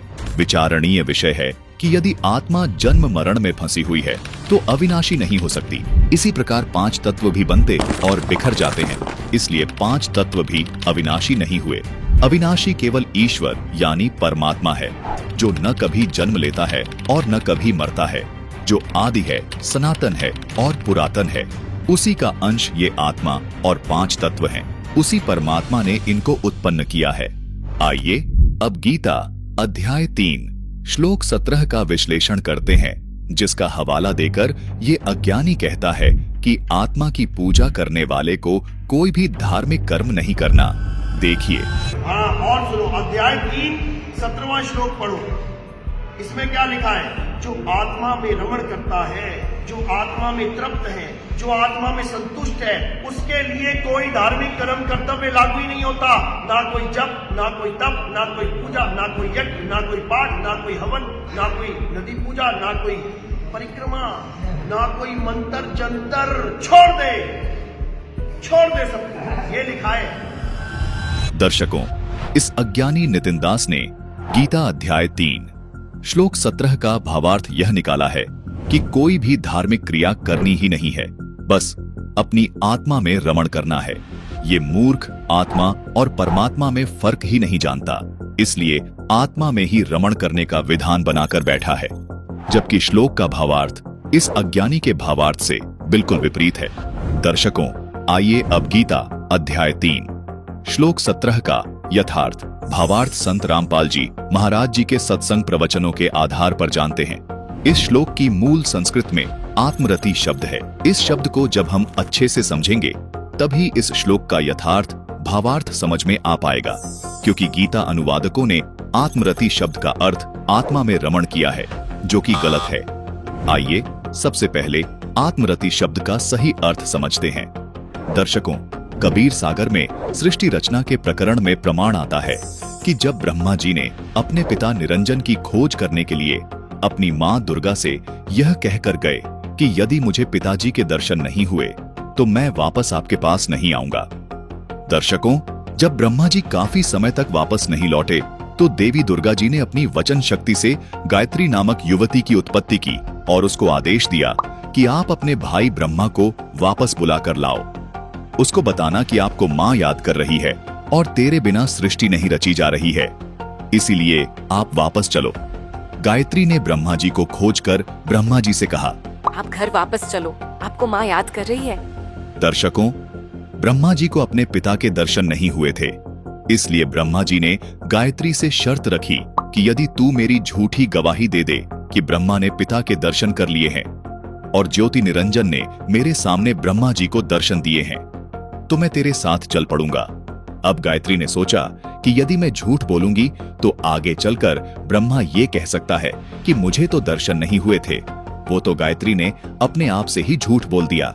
ये विचार करके गायत्री ने कहा कि मेरी भी एक शर्त है कि आप मेरे साथ रति यानी रमण अर्थात भोग विलास करो, तब मैं आपकी झूठी गवाही दूंगी। दर्शकों, अब आपको रति शब्द का अर्थ समझ में आ गया होगा। रति यानी भोग विलास। अब अनुवादक तथा नितिन दास के अनुसार इस श्लोक पर विवेचन करते हैं। इस श्लोक में अनुवादक ने आत्मरति का अनुवाद किया है आत्मा में रमण करने वाला, जो कि गलत है। दर्शकों, इसका सही अर्थ ये है कि आत्मा के साथ भोग विलास यानी रमण करने वाला। उदाहरण के लिए जैसे श्री कृष्ण जी की प्रेमिका राधा रानी जी थी, इसलिए श्री कृष्ण जी को राधा रमण भी कहते हैं, यानी राधा जी के साथ भोग विलास करने वाला। इसी प्रकार आत्मरति का अर्थ बना आत्मा के साथ भोग विलास यानी रमण करने वाला। दर्शकों, भोग विलास यानी रमण तो दो जीवों के बीच ही होता है। आत्मा खुद के साथ खुद कैसे भोग विलास यानी रमण करेगी। दर्शकों, आइए अब आपको एक प्रसिद्ध संत प्रेमानंद जी के विचार भी दिखाते हैं, जिनका भी ये मानना है कि रति क्रिया के लिए दो का होना अनिवार्य है। देखिए ये वीडियो। कर्नल संजय कुमार सिंह जी, राधे राधे महाराज जी, आपके चरणों में कोटि कोटि प्रणाम।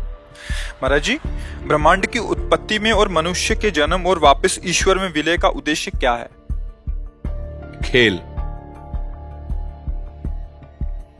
सहज शब्द में खेल, शास्त्रीय शब्द में इच्छा। एकोहम बहुश्यामा। उस परमात्मा के हृदय में उपनिषद कहते हैं एकोहम बहुश्यामा, मैं बहुत हो जाऊं, क्योंकि खेल अकेले नहीं होता।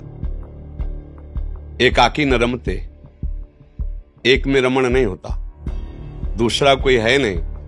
तो आप अपने आप से अपने आप को बहुत रूपों में विस्तार करके और दो प्रकार के खेल खेल रहे हैं। दर्शकों, इस अज्ञानी नितिन दास का आत्मरति शब्द का अर्थ आत्मा में रमण करना बिल्कुल गलत है। दर्शकों, ऐसे शब्दों का अर्थ अलंकारिक होता है, यानी ये शब्द अलंकार के रूप में लिखे जाते हैं। ऐसे शब्दों के अर्थ को प्रसंग के अनुसार उसके भाव को समझा जाता है। इसलिए आत्मरति का सही अर्थ प्रसंग के अनुसार आत्म मंथन करना है, यानी विचार विमर्श करना। जैसे हम कोई विचार करके सही और गलत को जानते हैं, इसलिए आत्मरति का अर्थ विचार विमर्श करना होता है।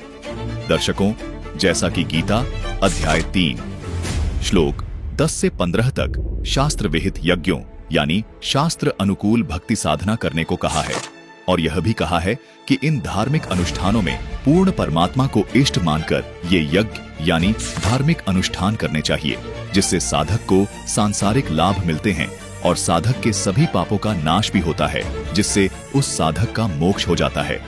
दर्शकों, गीता अध्याय 3 श्लोक 16 में कहा है कि जो साधक गीता अध्याय 3 श्लोक 10 से लेकर 15 तक बताए गए शास्त्र विहित कर्तव्य कर्म यानी शास्त्र अनुकूल भक्ति साधना नहीं करता है, वह पाप आत्मा तो व्यर्थ ही जीता है। दर्शकों, अब गीता अध्याय 3 श्लोक 17 को समझते हैं।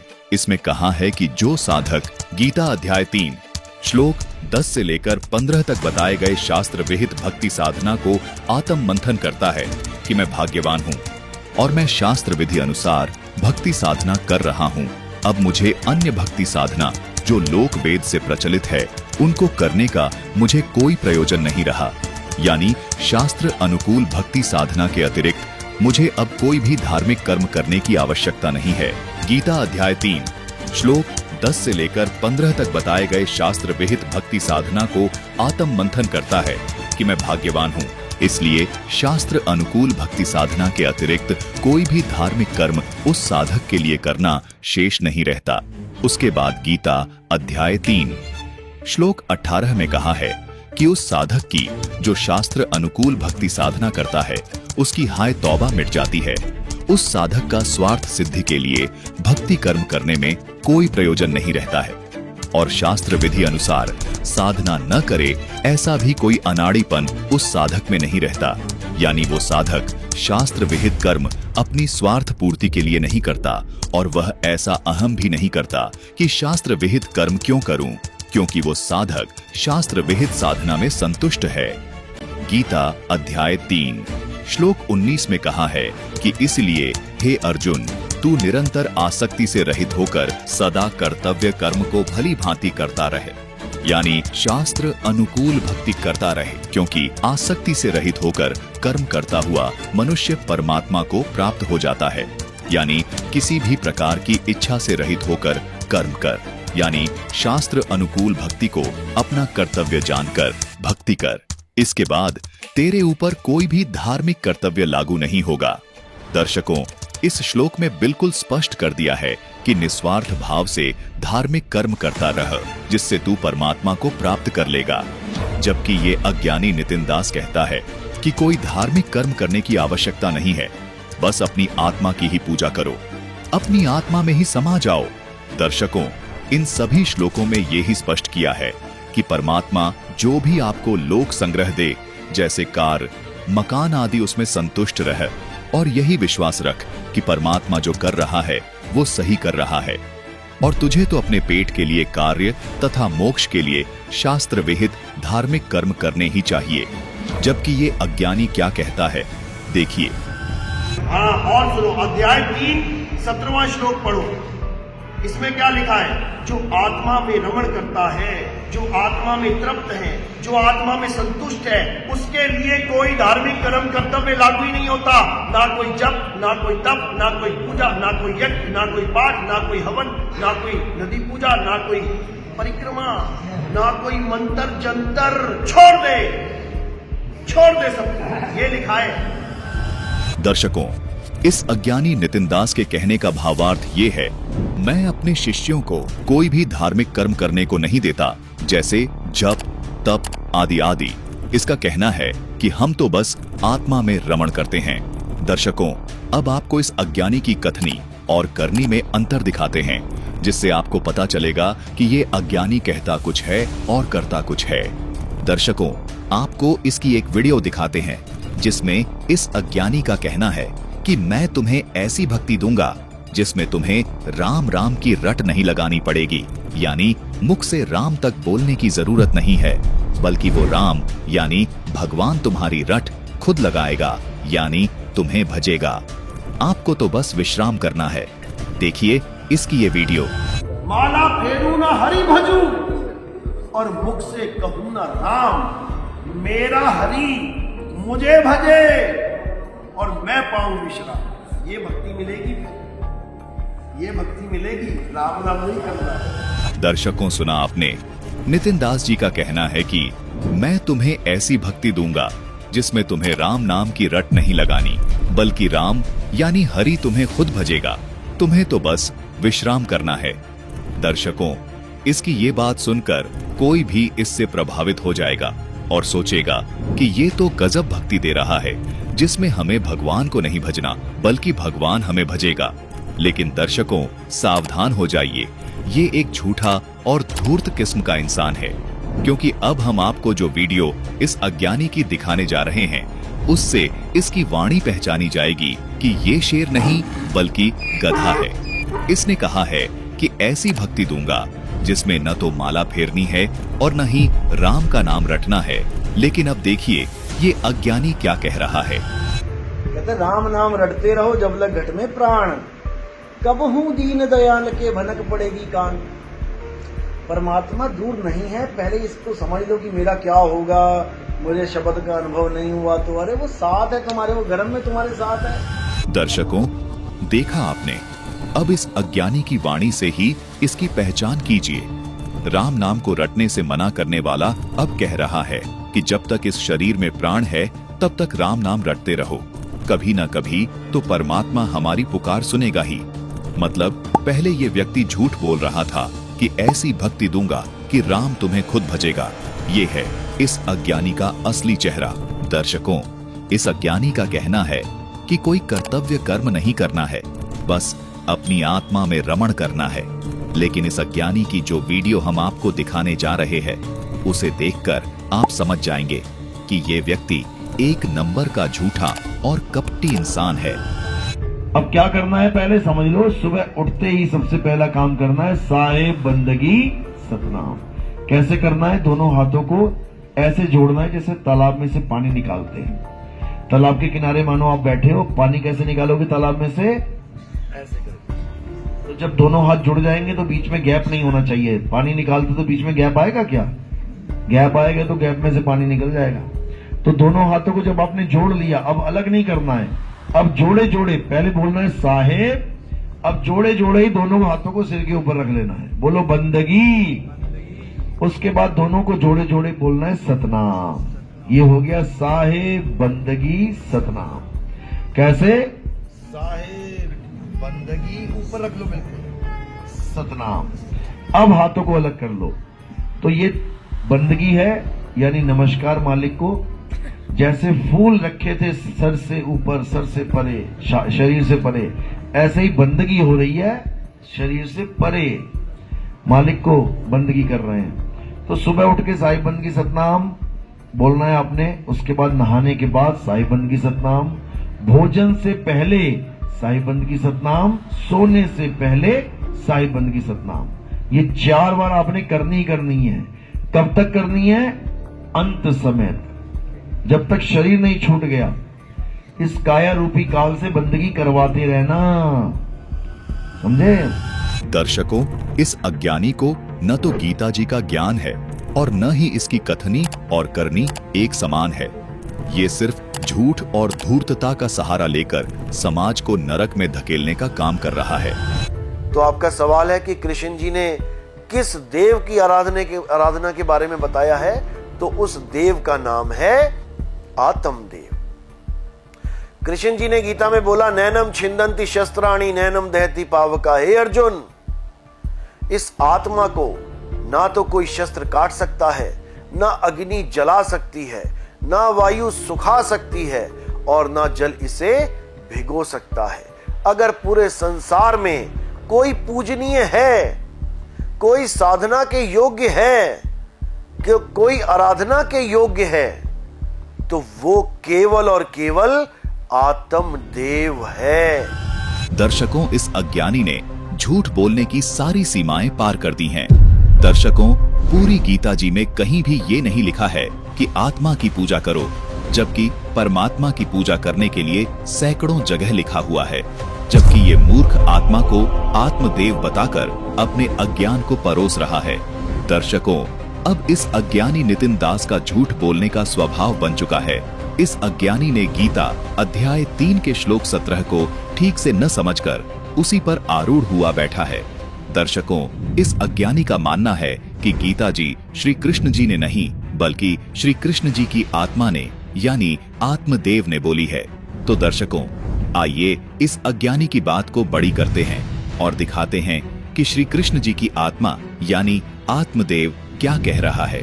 गीता जी के अध्याय 3 के श्लोक 17 में श्री कृष्ण जी की आत्मा कहती है कि अपनी आत्मा में रमण करने वाला यानी जो अपनी आत्मा में संतुष्ट है, उसे कोई धार्मिक कर्म नहीं करना, यानी न श्राद्ध करना है, न तप करना है, न मंदिरों में जाना है। इस श्लोक के आधार पर ये अज्ञानी कहता है कि अपनी आत्मा की पूजा करनी है।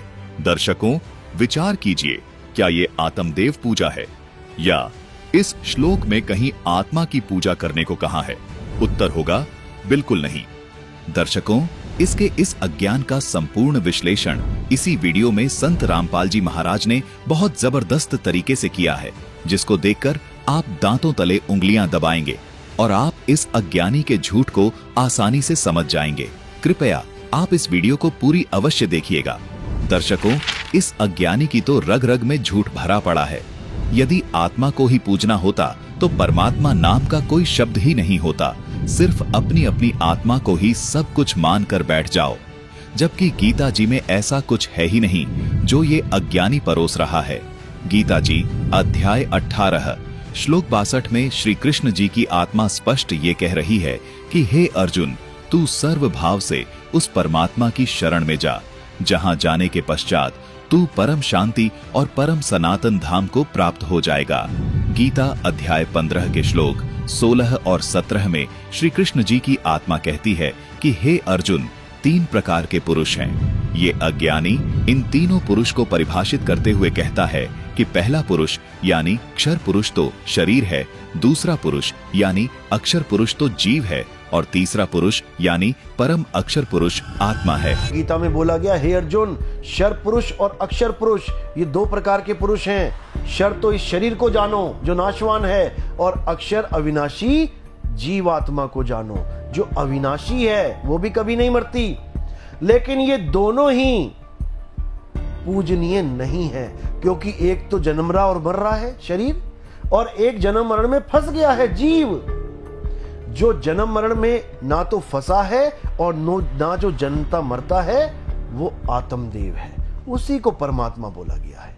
तो वहां पर उत्तम पुरुष की बात की गई है। 3 प्रकार के पुरुष बताए हैं। गीता अध्याय 15 में आप समझेंगे जब पढ़ेंगे। दर्शकों, इस अज्ञानी का आध्यात्मिक ज्ञान शून्य है।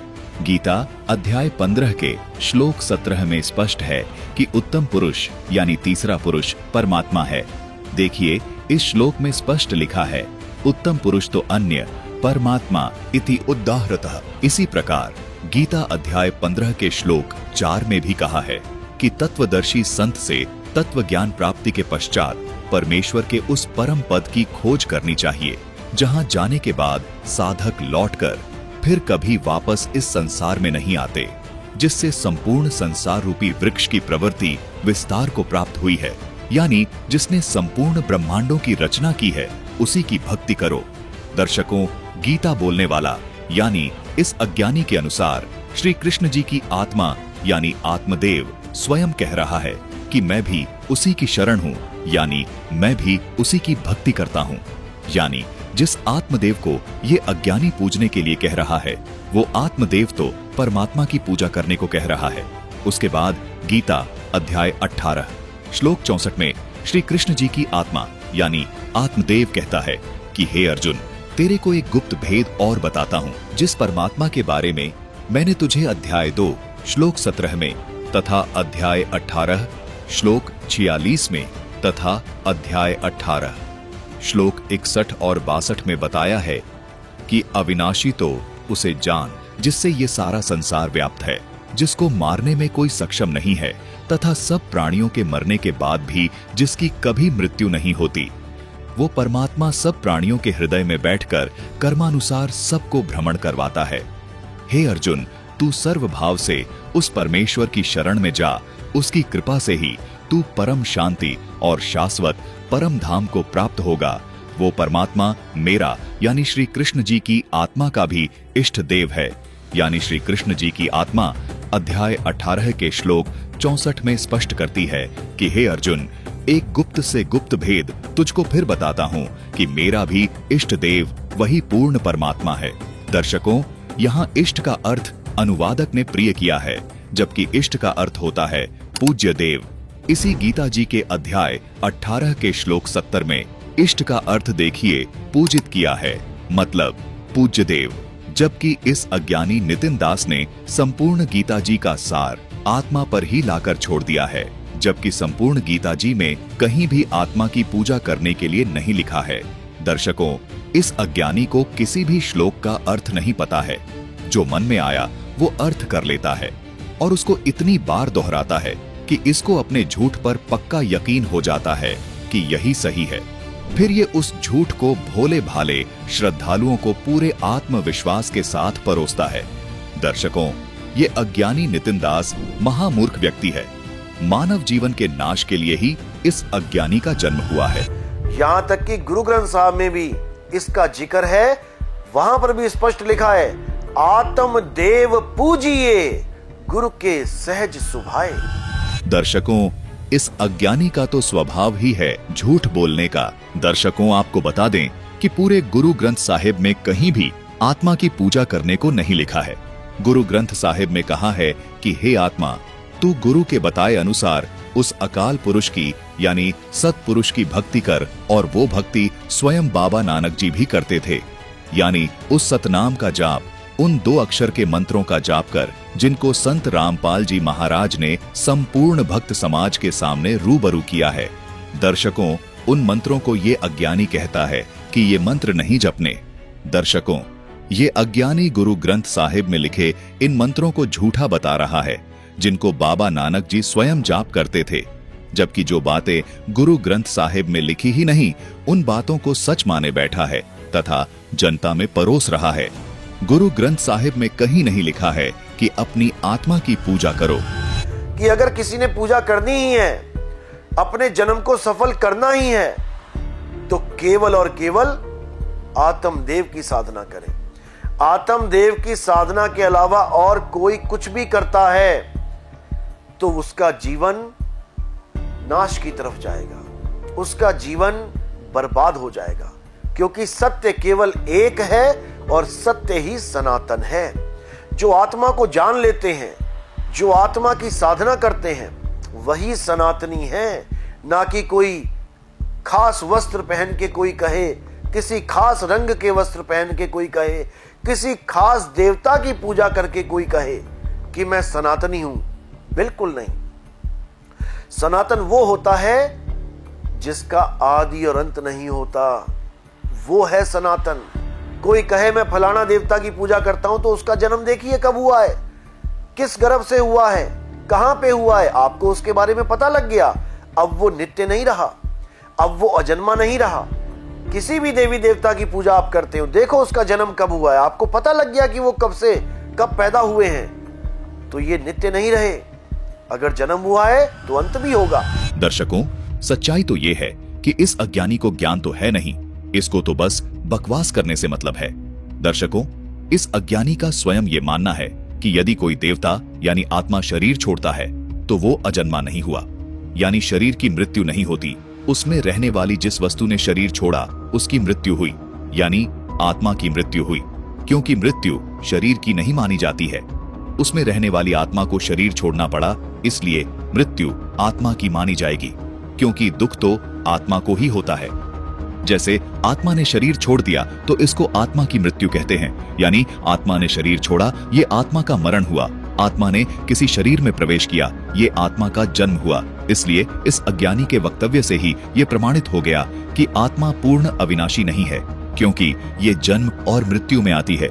आइए अब आगे इस अज्ञानी की वीडियो देखते हैं। इसी प्रकार किसी भी धर्म वालों से अगर ये पूछा जाए कि आत्मा कब पैदा हुई, तो किसी के पास इसका कोई जवाब नहीं होगा। क्योंकि आत्मा कभी पैदा होती ही नहीं है। आत्मा अजन्मा है, नित्य है, शाश्वत है। आत्मा ही पुरातन है, आत्मा ही सत्य सनातन है। और इस आत्मा की ही पूजा का जिक्र किया गया है गीता में, लेकिन हम उसको समझ नहीं पा रहे हैं, क्योंकि हमें समझाने वाले गुरु लोग ही उस आत्मा की महिमा को नहीं जान पा रहे और शरीरों को पकड़ के बैठ गए हैं। दर्शकों, इस अज्ञानी का कहना है कि आत्मा की उत्पत्ति को कोई नहीं जानता, क्योंकि आत्मा की उत्पत्ति हुई ही नहीं है। दर्शकों, हम इस अज्ञानी को एक बार फिर से सूचित करना चाहेंगे कि संत रामपाल जी महाराज जी के सत्संगों के आधार पर बनाई गई संपूर्ण सृष्टि रचना नामक ये वीडियो अवश्य देख लें, जिसमें संत रामपाल जी महाराज ने स्पष्ट किया है कि सभी आत्माओं को परमात्मा ने अपनी शक्ति से उत्पन्न किया है। कबीर परमेश्वर जी और उनके विशेष कृपा पात्र संतों ने आत्मा की उत्पत्ति के बारे में अपनी वाणियों में विस्तार से बताया है। दर्शकों, ये अलग बात है कि नितिन दास अज्ञानी को इस बात का ज्ञान नहीं है कि आत्मा की उत्पत्ति कैसे हुई। संत रामपाल जी महाराज के अनमोल सत्संग प्रवचनों के आधार पर तैयार की गई इस संपूर्ण सृष्टि रचना वीडियो में संत रामपाल जी महाराज ने बताया है कि सर्वप्रथम पूर्ण परमात्मा ने अपनी वचन शक्ति से 88,000 खेड़े, 16 द्वीप तथा मान सरोवर आदि की रचना की तथा 16 शब्दों से 16 आत्माओं को उत्पन्न किया। उनको अपने पुत्र रूप में अपने पास रखा और उनको पुरुष रूप प्रदान किया, जिनके नाम हैं कूर्म, सहज, अचिंत्य आदि आदि। दर्शकों, इसी प्रकार कबीर परमात्मा जी ने हम सब आत्माओं को भी उत्पन्न किया। साथ ही 5 तत्व, 3 गुण आदि को भी कबीर परमात्मा ने अपनी शब्द शक्ति से उत्पन्न किया। इसी प्रकार कबीर परमात्मा ने एक अंडा बनाया और उस अंडे में ज्योति निरंजन की आत्मा को उत्पन्न किया।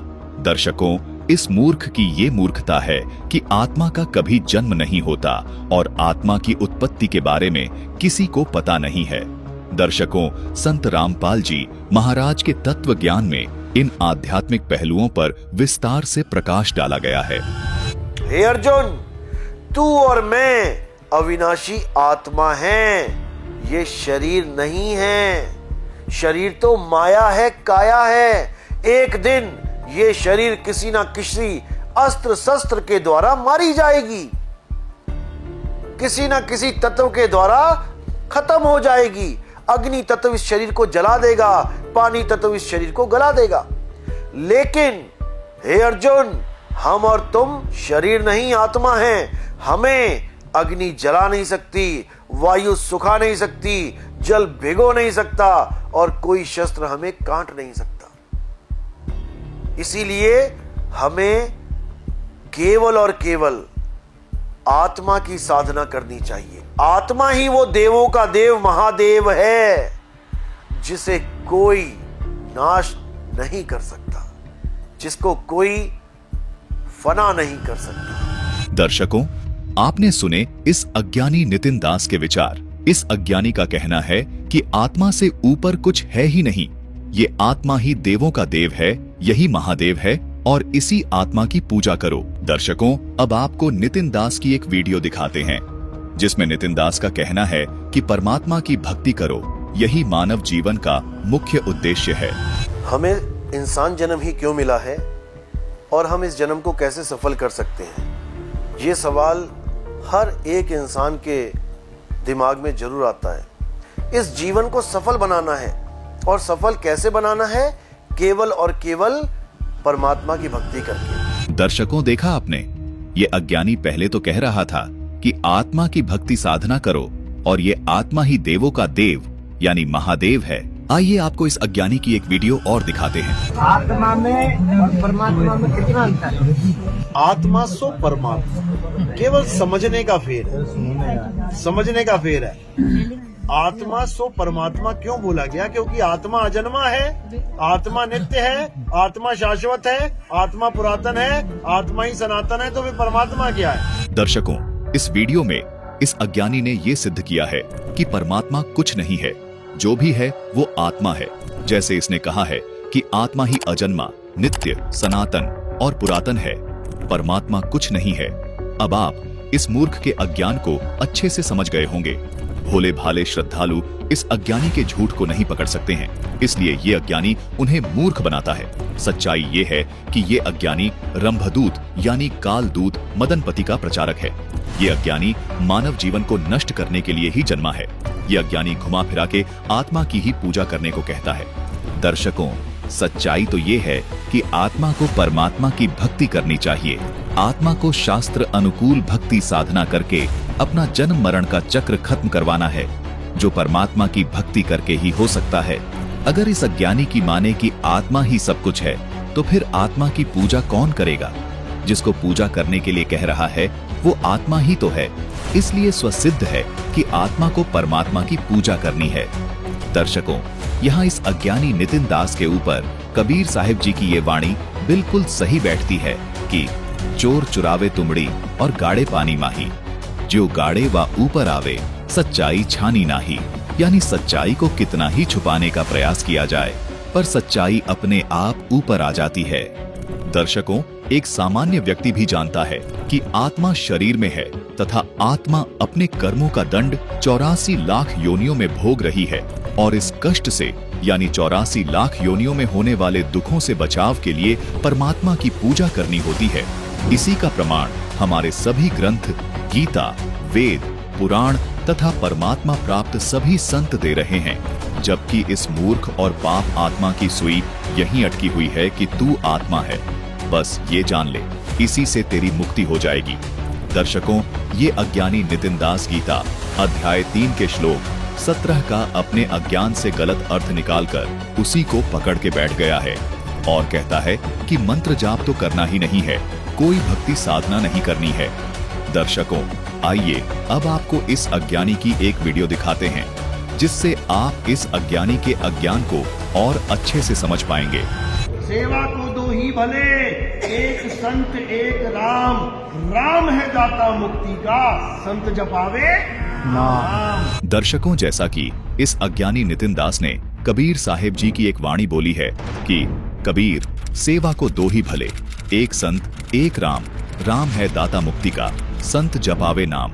दर्शकों, देखा आपने, ये अज्ञानी कबीर परमेश्वर जी की वाणी तो बोल रहा है, लेकिन इस वाणी का भावार्थ समझ नहीं पा रहा है। दर्शकों, इस वाणी का सीधा सा भावार्थ है कि पूजा के लिए तो दो ही हैं, एक संत और दूसरा परमात्मा, क्योंकि गुरु यानी संत तो परमात्मा के विषय में हमें जानकारी देता है और परमात्मा तो पूज्य है ही। आगे कहा है कि गुरु नाम जपने के लिए देगा और इस नाम के जाप की भक्ति से परमात्मा आपको मोक्ष प्रदान करेगा, यानी उस नाम के जाप से आपकी मुक्ति होगी। जबकि इस अज्ञानी नितिन दास ने गीता अध्याय 3 के श्लोक 17 का गलत अर्थ निकालकर कहा है कि कोई नाम जाप नहीं करने हैं, कोई यज्ञ नहीं करनी है, यानी कुछ करना ही नहीं है, बस अपनी आत्मा का अपनी आत्मा में रमण करना है। ये है इस अज्ञानी नितिन दास का मूल ज्ञान। दर्शकों, जबकि अध्याय 3 श्लोक 17 में अपनी आत्मा में रमण करने को नहीं, बल्कि आत्म मंथन करते हुए अपनी शास्त्र अनुकूल भक्ति साधना से आत्म संतुष्टि की बात कही है, यानी शास्त्र विहित कर्म करने से साधक को आत्म संतुष्टि हो जाती है। उसके बाद उसके लिए अन्य कोई भी धार्मिक क्रियाएं करने का औचित्य नहीं रहता है। दर्शकों, कबीर साहिब जी की ये वाणी स्पष्ट कर रही है कि पूजा के लिए तो दो ही हैं, एक तो संत और दूसरा परमात्मा। आगे वाणी में कबीर साहिब जी ने बिल्कुल स्पष्ट कहा है कि संत तो नाम जाप करने के लिए देगा और नाम जाप की भक्ति से परमात्मा आपको मोक्ष देगा, जबकि ये अज्ञानी नितिन दास नाम जाप करने के लिए जोर देकर मना करता है। दर्शकों, अब इस अज्ञानी नितिन दास की ये वीडियो देखें जिसमें ये अज्ञानी जोर लगाकर कह रहा है कि नाम जाप करना ही नहीं है। तो फिर हम जाप किस बात का करें? जाप करना ही नहीं है तो करें क्या फिर? अरे यही तो जानते हैं कि करना क्या है।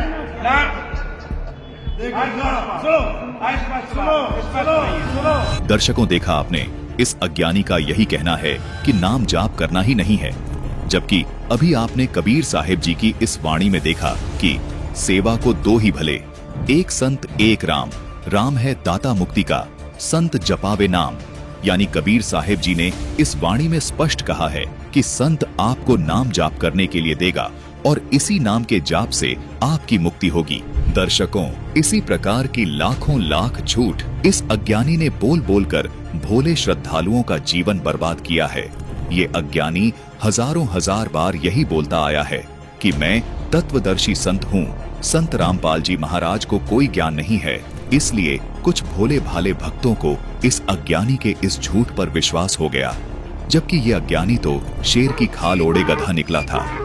अब इन सभी किस्तों में संत रामपाल जी महाराज जी ने इस अज्ञानी नितिन दास का असली चेहरा भक्त समाज के सामने दिखा दिया है। दर्शकों, किस्त नंबर 5 में आपको इस अज्ञानी नितिन दास की और भी झूठ और मूर्खतापूर्ण बातों से रूबरू करवाएंगे, जो इस प्रकार हैं। अध्याय 3 17वां श्लोक पढ़ो। इसमें क्या लिखा है? जो आत्मा में रमण करता है, जो आत्मा में तृप्त है, जो आत्मा में संतुष्ट है, उसके लिए कोई धार्मिक कर्म कर्तव्य लागू ही नहीं होता। ना कोई जप, ना कोई तप, ना कोई पूजा, ना कोई यज्ञ, ना कोई पाठ, ना कोई हवन, ना कोई नदी पूजा, ना कोई परिक्रमा, ना कोई मंत्र जंतर। छोड़ दे, छोड़ दे सब कुछ, ये लिखा है। समझे? अध्याय 4 34वां श्लोक लिखो, क्या लिखा है कि तुम ऐसे तत्वदर्शी संत की शरण में जाओ। तत्वदर्शी का मतलब क्या होता है? कभी गीता पढ़ी है? गीता पढ़ी है या वही पढ़ी है? अक्षर पुरुष नहीं अक्षर पुरुष, और कुछ पढ़ा है? अध्याय 2 पढ़ा है? अध्याय 2 16वां श्लोक है। अर्जुन, इस दुनिया में 2 प्रकार के तत्व हैं, एक असत्य तत्व है, एक सत्य तत्व है। सतगुरु क्या करता है? असत्य तत्व को छुड़वा देता है और सत्य तत्व का मुखाव करा देता है। ये है तत्वदर्शी की डेफिनेशन। मंत्र नहीं जपवाता। मंत्र जपवाने वालों को, कान में नाम देने वालों को कनपुक्का कहते हैं। कान में मंत्र फूंक दिया। दर्शकों, इस अज्ञानी नितिन दास के इन झूठों का संपूर्ण पर्दाफाश हम किस्त नंबर 5 में करेंगे। चौथी किस्त में फिलहाल इतना ही। 5वीं किस्त में आपको और भी हैरान करने वाले तथ्यों का पता चलेगा। साथ ही इस अज्ञानी का अज्ञान आप सबके समक्ष रखा जाएगा। इस अज्ञानी के हर एक झूठ का जवाब संत रामपाल जी महाराज तथ्यों और प्रमाणों के साथ इन किस्तों में आपके रूबरू कर रहे हैं। जल्द लेकर आ रहे हैं किस्त 5। धन्यवाद। सब जन में एक बीज से सबकी मिट्टी एक, मन में दुविधा पड़ गई, हो गए रूप अनेक, हो गए रूप